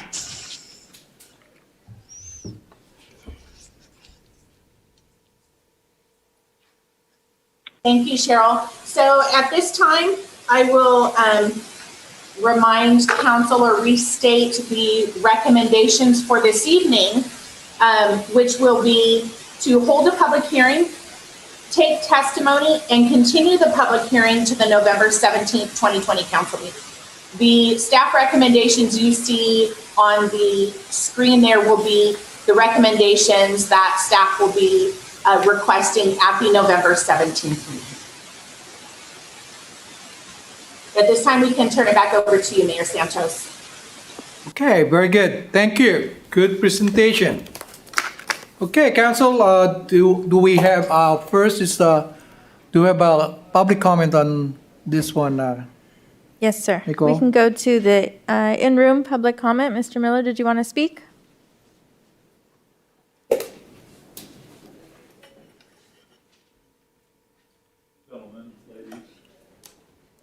The Bob Miller RV for about 43 years in the city of Beaumont. I love it here. But I own 3 commercial properties along 6th Street. And I always felt I was neglected by the city because they've never done any improvements along there. And I know there's a lot of trailer parks and stuff. Maybe they didn't want to entice them or anything. But anyways, we get a lot of traffic on them streets. If you ever see the freeway shut down, I can't even get off my lot. And it's happening more and more every day. But somehow or other, we need from Palm to Highland Springs, consider that area. We're always considering it. Over the years, they've promised me this and they told me this. And anyways, I don't think you guys are old as I am, so you probably don't remember. But anyways, I think that's the most important thing. And whether this change will hurt my commercial property, I really don't know. All I know is that you got to realize that that 10 freeway is among the top 5 freeways in the United States with travel. So my business would not survive without that freeway. And all the people that I have brought in over the years from all over, Palm Springs, the desert, the high desert. And if I put something unusual on that freeway, it's like a window. They say, hey, did you see that? And they come into town. Well, they do other things. They buy gas, they eat. So I feel like I contribute a lot. And I just like to be taken into consideration when we make all these changes. Now, will they benefit everybody? I don't know. And I don't know how much employment you're going to get out of what you're talking about. But I know the commercial end, which has switched from 6th Street over to 1st Street. And now they're impacted over there. But all the big box stores and all the big money went over there.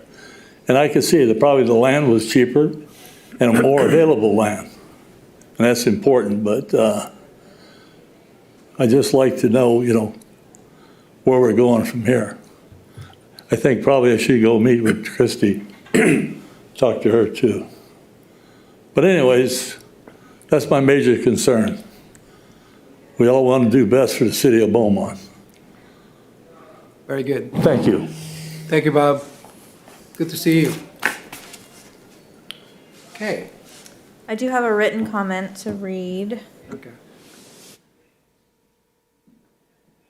I have Jimmy Elrod. Good evening, Mayor Santos and honorable council members. My name is Jimmy Elrod, and I am a proud union carpenter and representative of the Southwest Regional Council of Carpenters. On behalf of the roughly 300 members residing within the city of Beaumont, I will be negatively impacted by the environmental impacts of the project. We as an organization believe that the EIR does not propose any specific mitigation measures for the projected increase of greenhouse gases, the potential impacts to sensitive biological resources, despite the proposal submitted to the city by the California Department of Fish and Wildlife, and it fails to consider the impact to the water resources. For all of those reasons, I respectfully ask that you revise and recirculate the project's EIR to address the aforementioned concerns. Thank you for your time and attention. Very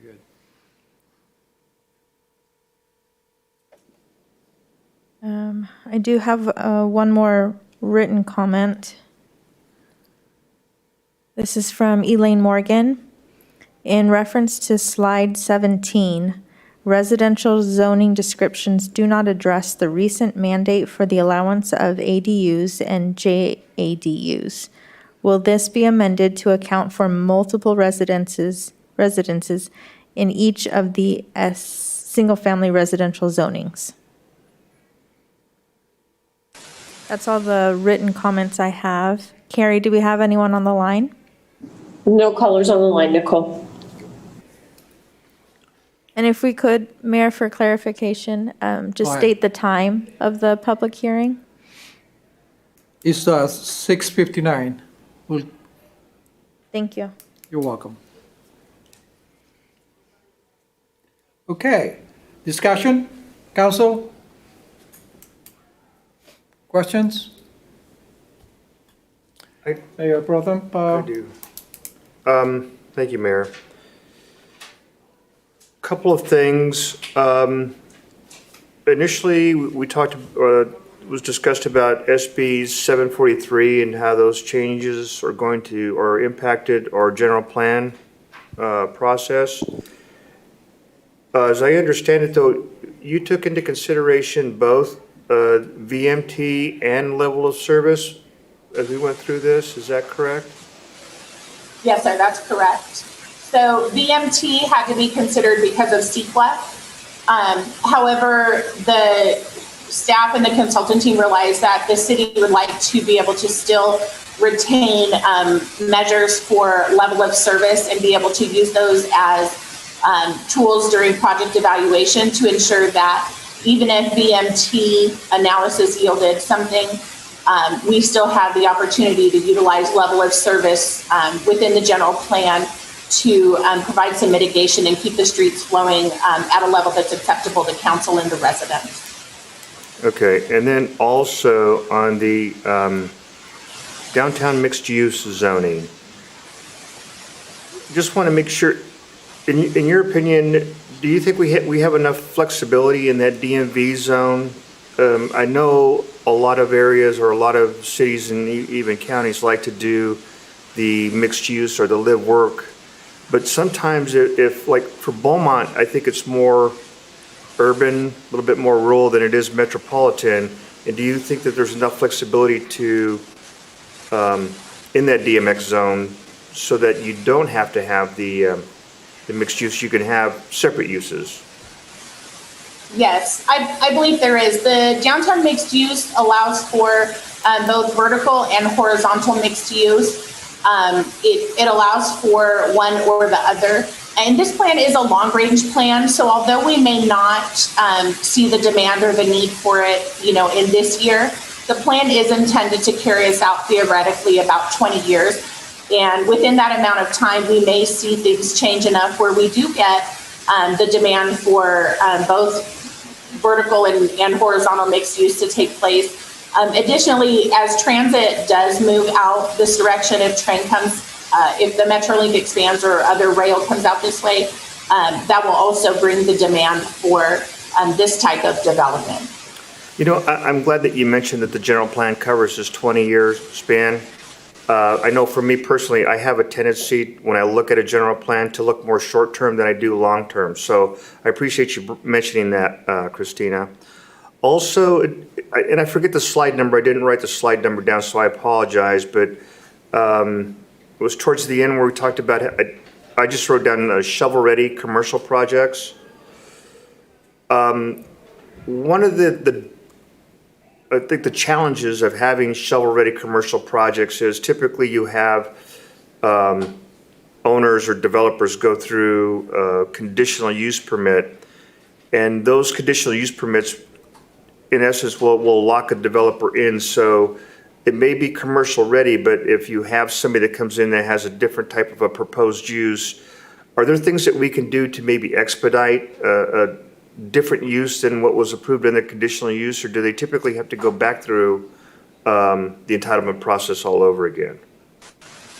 So I think it would depend how the project came through in the first place. If it was a conditional use permit that was linked to a plot plan and there were a variety of uses that would take place out there and they didn't want to exercise the conditional use permit that was approved and they wanted to maybe include something else that was permitted, then we have some opportunity to maybe amend the plot plan. But it really depends on the scope and the nature of the development that's proposed at that time. Okay.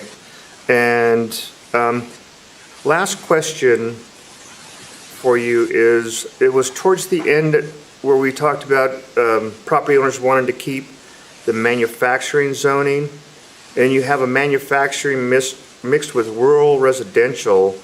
And my concern is how would that work when they're side by side like that? Is that common? I just don't see manufacturing and rural residential working very well together. Or did I miss something? It's not common, and Simran and I have had many discussions on this, so I'll start and then I'll let her weigh in as well with some information. So the rural residential that's down there and the manufacturing that's down there, those are both existing. And so at the time that a couple years ago, I think when we were looking at this, the idea was maybe to erase that manufacturing that's on the west side of Beeley and have it become residential so that it provides somewhat of a buffer there. But because it is existing manufacturing, we do have property owners, requesting to retain that there. Simran, I'll let you expand a little more on all the things we've talked about with this particular location. Sure, and I'll share this slide again so we can see what's going on. So The pocket of residential here is existing residential, and it's surrounded by industrial uses. So this is an existing condition. The proposed zoning was expanding the residential further to the west, but the change that's being proposed is along 4th Street up here, which is, as you can see on the slide on the left, it's blue or industrial manufacturing, and was recommended to be changed to residential on the east. I think the bigger issue is on the south here. What you can't see on this map is there's this, because it goes into the sphere, there's this entire neighborhood for the traditional neighborhood designation that falls to the south of the city boundary here. And that includes this residential area, which is the same, which is existing, and then it includes this larger rural residential parcel, which would go to the traditional neighborhood zoning, and then expands all the way down south. In the zoning code, we have fairly stringent measures for adjacency requirements. It includes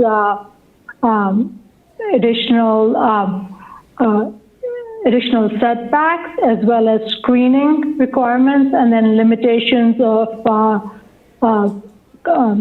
uses that are counterproductive to the residential adjacent to them. So the storage areas need to be located on the other side of buildings. You have a bigger setback. You have more landscaping requirements along that common shared property area. And the way the zoning that is proposed, if you notice, is along the first street here, and that would allow the street to be a barrier between the industrial on the north and the traditional neighborhood on the south. So that also helped create an additional buffer. But the property owner's changes would take away some of those buffers that are being created. Okay. That's the first one that you described, I have less of a concern with than the second one. And I've seen where you have an existing commercial use and then they build residential around it or track, and then you end up with a number of complaints from residents that complain either about the noise or the smell or anything else. And it really kind of almost, in the instance that I've experienced in the county, they forced that business to shut down. Business was there before the residence, the track was developed. And so that second one, I have a concern with. I just will let you know that. So thank you for your explanation. That's all I have, Mayor. Very good. Thank you. Anybody else?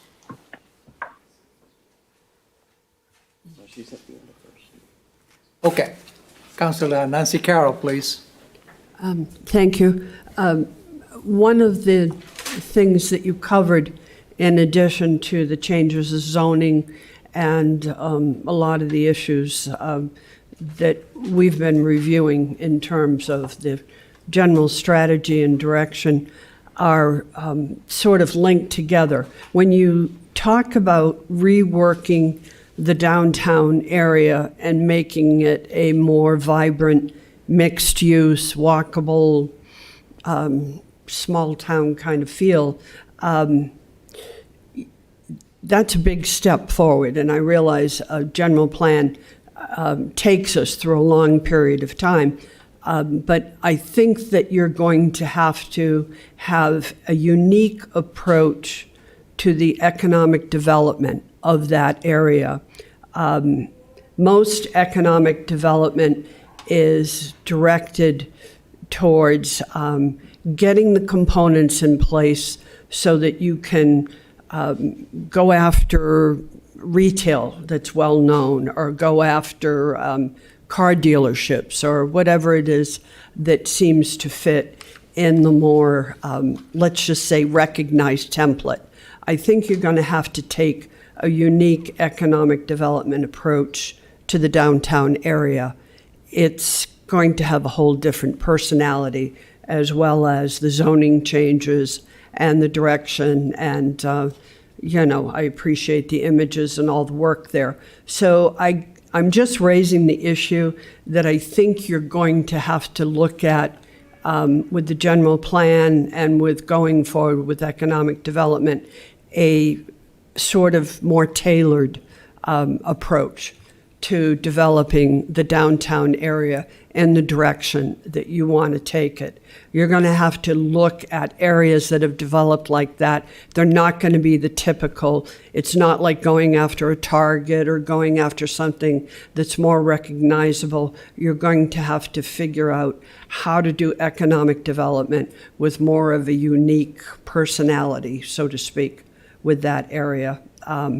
So I just share that because that is a concern that I've had with the approach to the downtown area, that we are going to have a whole different sort of profile for that type of a buildup on our strategy and on our plans and on our economic development for that. So there's no magic answer for that, Christina. So I don't expect you to come back and tell me what the answers are yet. I just share with you a concern I have for that. The other thing is I would like to see what the EIR responses are. Apparently there's about 24 of them. And so I will ask the city manager if I can review what some of those responses are so that I have a little bit more of a flavor for what some of the concerns are that are in response to our EIR. And then lastly, one of the things, there's always mitigating things that we just can't overcome. If you continue to grow, you get more traffic. If you have more residents and you have economic development, you get more cars, which are greenhouse gases and all of that. But I do appreciate some of the diagrams you have that have trees as part of the sort of concept for the downtown area. And everybody accepts that we have certain things we can't mitigate, and trees are kind of a pain in the neck for a lot of community development people. You have to worry about roots and maintaining them. But I believe that in the planning and in the consideration as we go forward, that we need to figure out a way to encourage that as an offset to a lot of the development, traffic, and sort of urbanization of the way that we look. So those are just concerns I have that I'd like to share with you as part of this. And thank you. It's been a very good presentation. Feel free to respond to any of them if you wish to, Christina, but I knew there'd be no magic answers to them. Yeah, I'll say I do agree with your comments on economic development, and that will be ongoing conversations with council as we get through this first process of updating the general plan, and then we can start setting some of the policies in motion. As far as the response to comments for the EIR, those are available. I can provide them to Mr. Parton for you to review, and then you can let us know if you have any questions on those. And as far as the trees in the downtown go, yes, I agree. If we're going to make it walkable and we're going to make it desirable for folks to come down there all year long, the visual aspect of things is important, not just how people needs to be inviting, needs to have, all of the things that people like to see, like trees and shaded spots to sit and, things like that. So as we move forward with that, with development of the downtown, and again, in conjunction with, I'm sure, what will be some economic development programs and things that will have to be done, all of those types of things will be coming back before Planning Commission and Council, again, to see as we move along the process. And Christina, if I may address council member, of the comment letters that are in the final EIR, 24 of them were primarily questions about the general plan. What's in the general plan? What's the zoning mean? Can you rezone my property? The comment letter from the flood control district was a procedural letter. This is what needs to happen to project as it moves forward. The CDFW letter was requesting some clarification of how, some revisions to mitigation measures. But yes, you do have them, and please do review them. Thank you. I appreciate you giving me the summary. When you say there's 24 comment letters, I just didn't know what may be in there that's maybe something that we haven't asked a question on or something that we haven't addressed. So I appreciate that very much, Cheryl. You're very welcome. Very good. Anybody else? Councilor Julio Martinez? Yeah. Go ahead. All right, thank you, Mayor. So just a couple of quick comments. Overall positive. I really like this 20-year vision. I think it really shows a good community growth and unity for the community. Being a part of the original General Plan Committee back in 2017, we've come a long way. We didn't have much to work with, in my opinion, and I'm really glad to see as far as that this has progressed to. So thank you for that. A comment about the implementation. So remember, the general plan's a vision, a 20-year vision, but it is up to council to implement those things. It's up to us to make sure that we're not watering down the plan, that we're not extensively modifying the plan. Things will come up where we will have to do revisions here and there, but in order to get the vision that the plan shows, we need to make sure that we're always following the guiding principles. And those guiding principles that are in this general plan, I think, hit it on the nail. I think it's exactly what the community is looking for: transparent growth, transparent government, responsible growth, efficient infrastructure, and so forth. And I think if we follow those guiding principles, I think we'll be able to live up to what the plan shows us.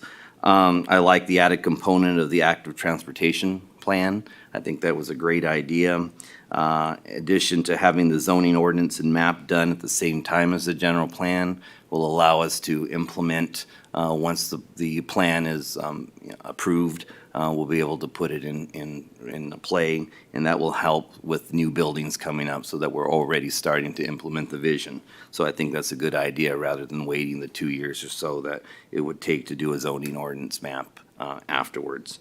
The importance of the economic development being a major basis of the success of this plan is going to show how much we're going to have to really put emphasis in our own economic development department. So I'll be interested to see what our plan is as a city and talk to the city manager to see how our economic development department is going to take this. And of course, we have the strategic plan and so forth to guide us through, but it's going to be important, again, for the success of this overall general plan to put emphasis on those parts, especially the economic development of the city. And of course, the downtown area, I agree. It's going to depend on the different types of businesses we're looking for, what's the overall vision, but I think it's a good start. I like the way that it's positioned in the city. It puts a central hub, it puts us close to Stewart Park, to City Hall, and I think we talked about doing stuff behind City Hall as well, and I think it's going to be a great hub and a great place to showcase what we can do as a city and bring people in and showcase what we can do. So I thank you for the general plan. I really enjoy looking at it. I think it's a great vision, and I will be looking at some of those EIR comments as well, just to make sure there's anything in there I want to address. But thank you for that. I just wanted to make those positive comments. Thank you, Mayor. Very good. Thank you. Council White? Yeah, I agree with Councilmember Martinez. It's come a long way since 2017. And I really like what's being proposed for the downtown. I think that's a great step. I do also agree with what Mr. Miller raised, and I do recommend that you do reach out to Christina. One of my concerns about the downtown was the traffic flow coming from Highland Springs into 6th Street, and the fact that in the downtown it would filter down into one lane each way.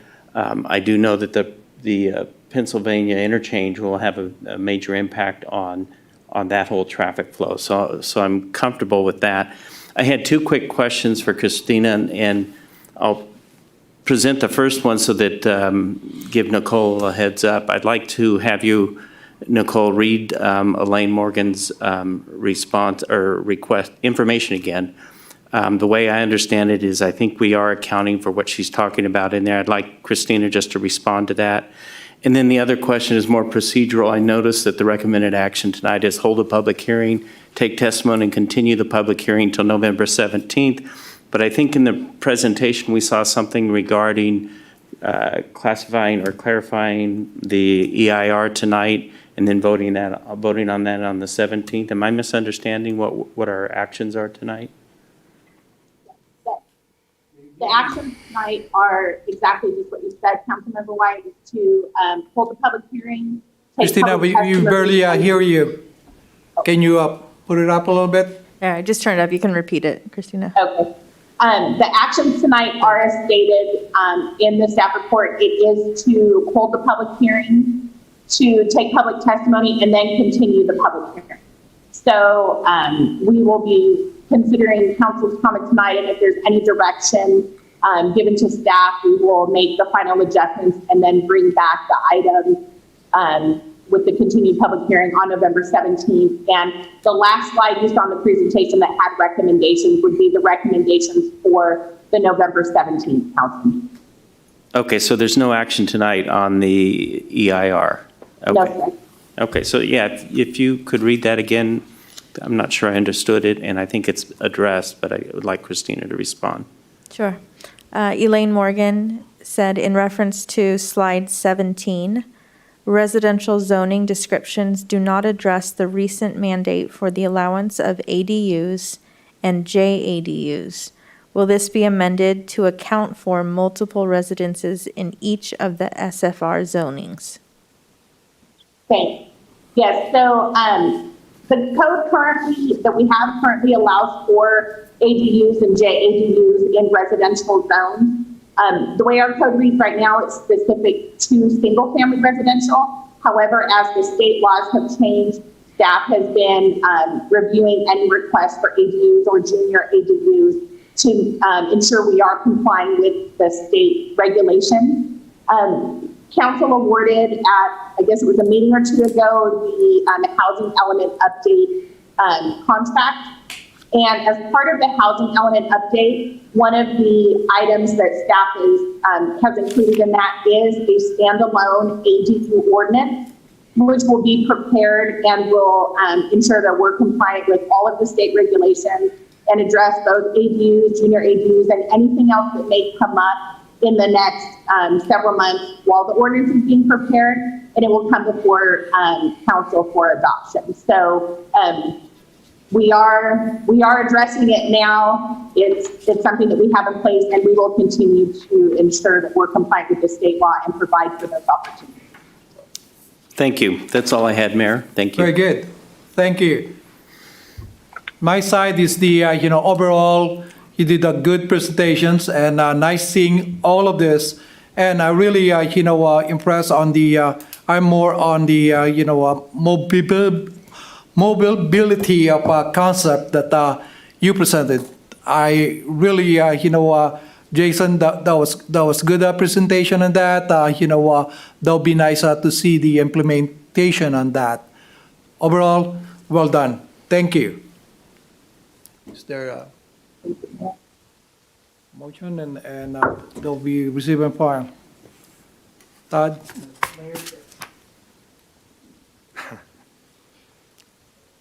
My mic keeps muting itself off. I guess it's a smart mic, isn't it? So I'll just say we would need a motion and vote to table.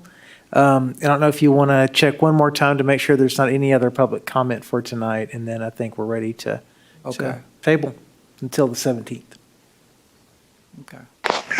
So I have no other written comments. All you would have to do is do a motion to continue the public hearing to November 17th. Okay. Made a motion. I'll move to continue the public hearing till November 17th. I'll second. Very good. So, Councilmember, sorry, I'll do roll call really quick. Go ahead. Councilmember White? Yes. Councilmember Martinez? Yes. Councilmember Carroll? Yes. Mayor Pro Tem Lara? Yes. Mayor Santos? Yes. Thank you. Thank you, everyone. That was good. Thank you, Mr. Miller. Thank you so much filling in here. Okay, let's move on the City Council reports. We'll go on Council Nancy Carroll. Okay. At the RTA, we've had a number of meetings. We're having two more meetings actually this week about it. One of them is our local meeting where we're going to talk about the logos for the bus and our continued suspension of promoting ridership by doing travel training.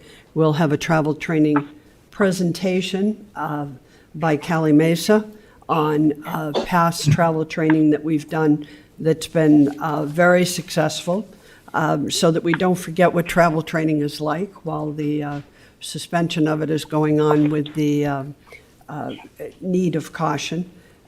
So there's a couple of meetings that I've attended regarding that.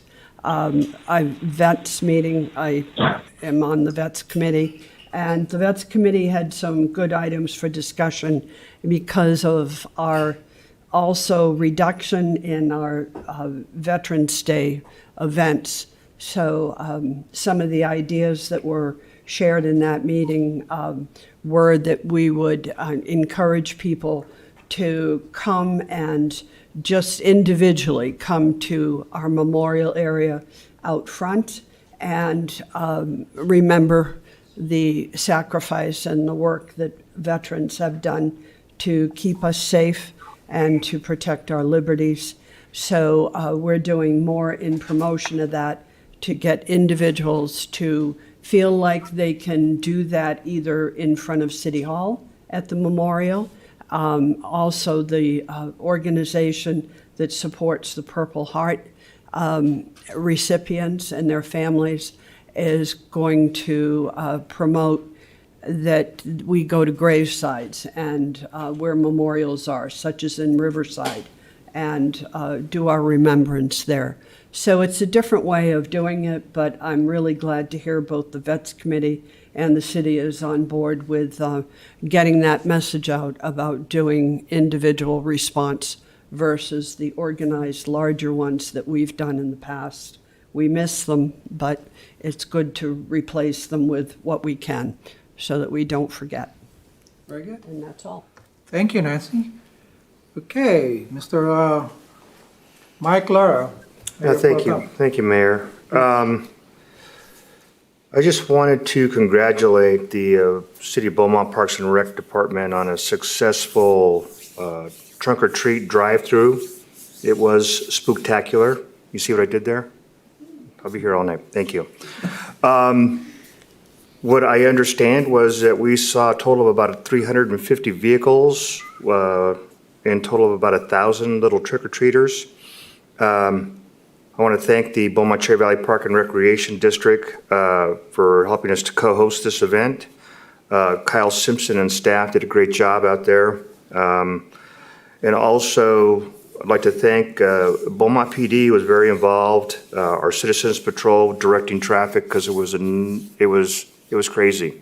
Anybody who drove by there were just lines almost up to the high school, I think, at one point. And you had officers there. There was one officer, Loza, I believe, was there with his family. So it was great to see that. Also, I think Doug was there with his family. They had a vehicle that they had decorated at baseball.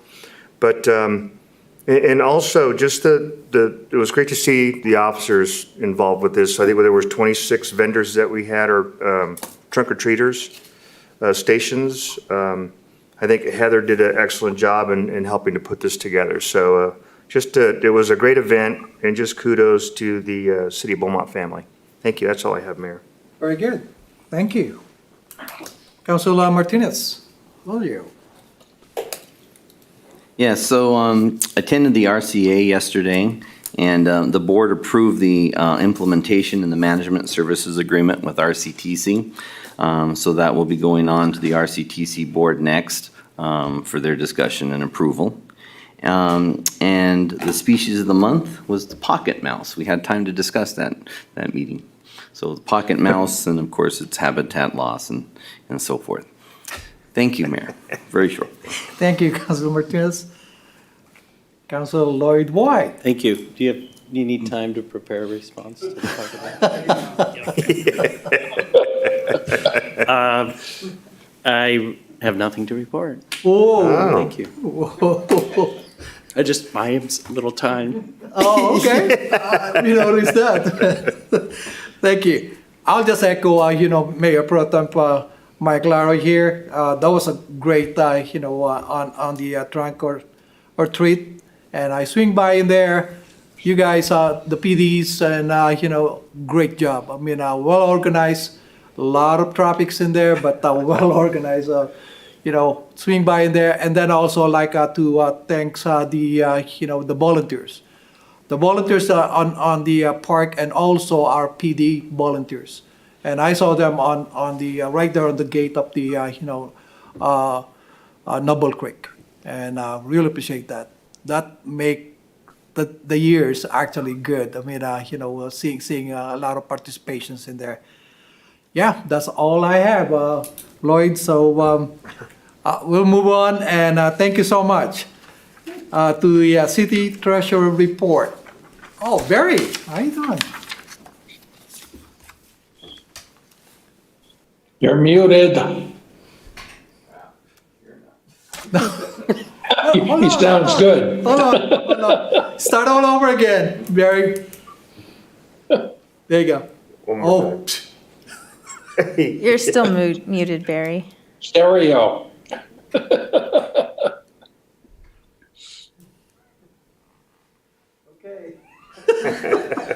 Okay. We agree, Barry. Thank you, Barry. Good report. Quick and to the point. Okay, let's move on. City Clerk report. Steve. No report this evening, Mr. Mayor. Thank you. Thank you, sir. Is City Attorney John, are you there? There you go. John. I'm here. Nothing this evening, Your Honor. Very good, sir. City Manager report. Todd. In your council package, you had our city staff project update. So that will kind of bring you up to speed on the items that we're working on. And that concludes my report for you tonight. I can't make anything funny out of the pocket mouse right now. I think that's wise. I know, there's a punchline in there. Nothing appropriate. No. Okay, let's move on. Future agenda items. Any? Okay. If not, next meeting will be next Tuesday. Tuesday from now, November 17th. And I will call this meeting adjourned at 7:33. That was fun, guys. Good night.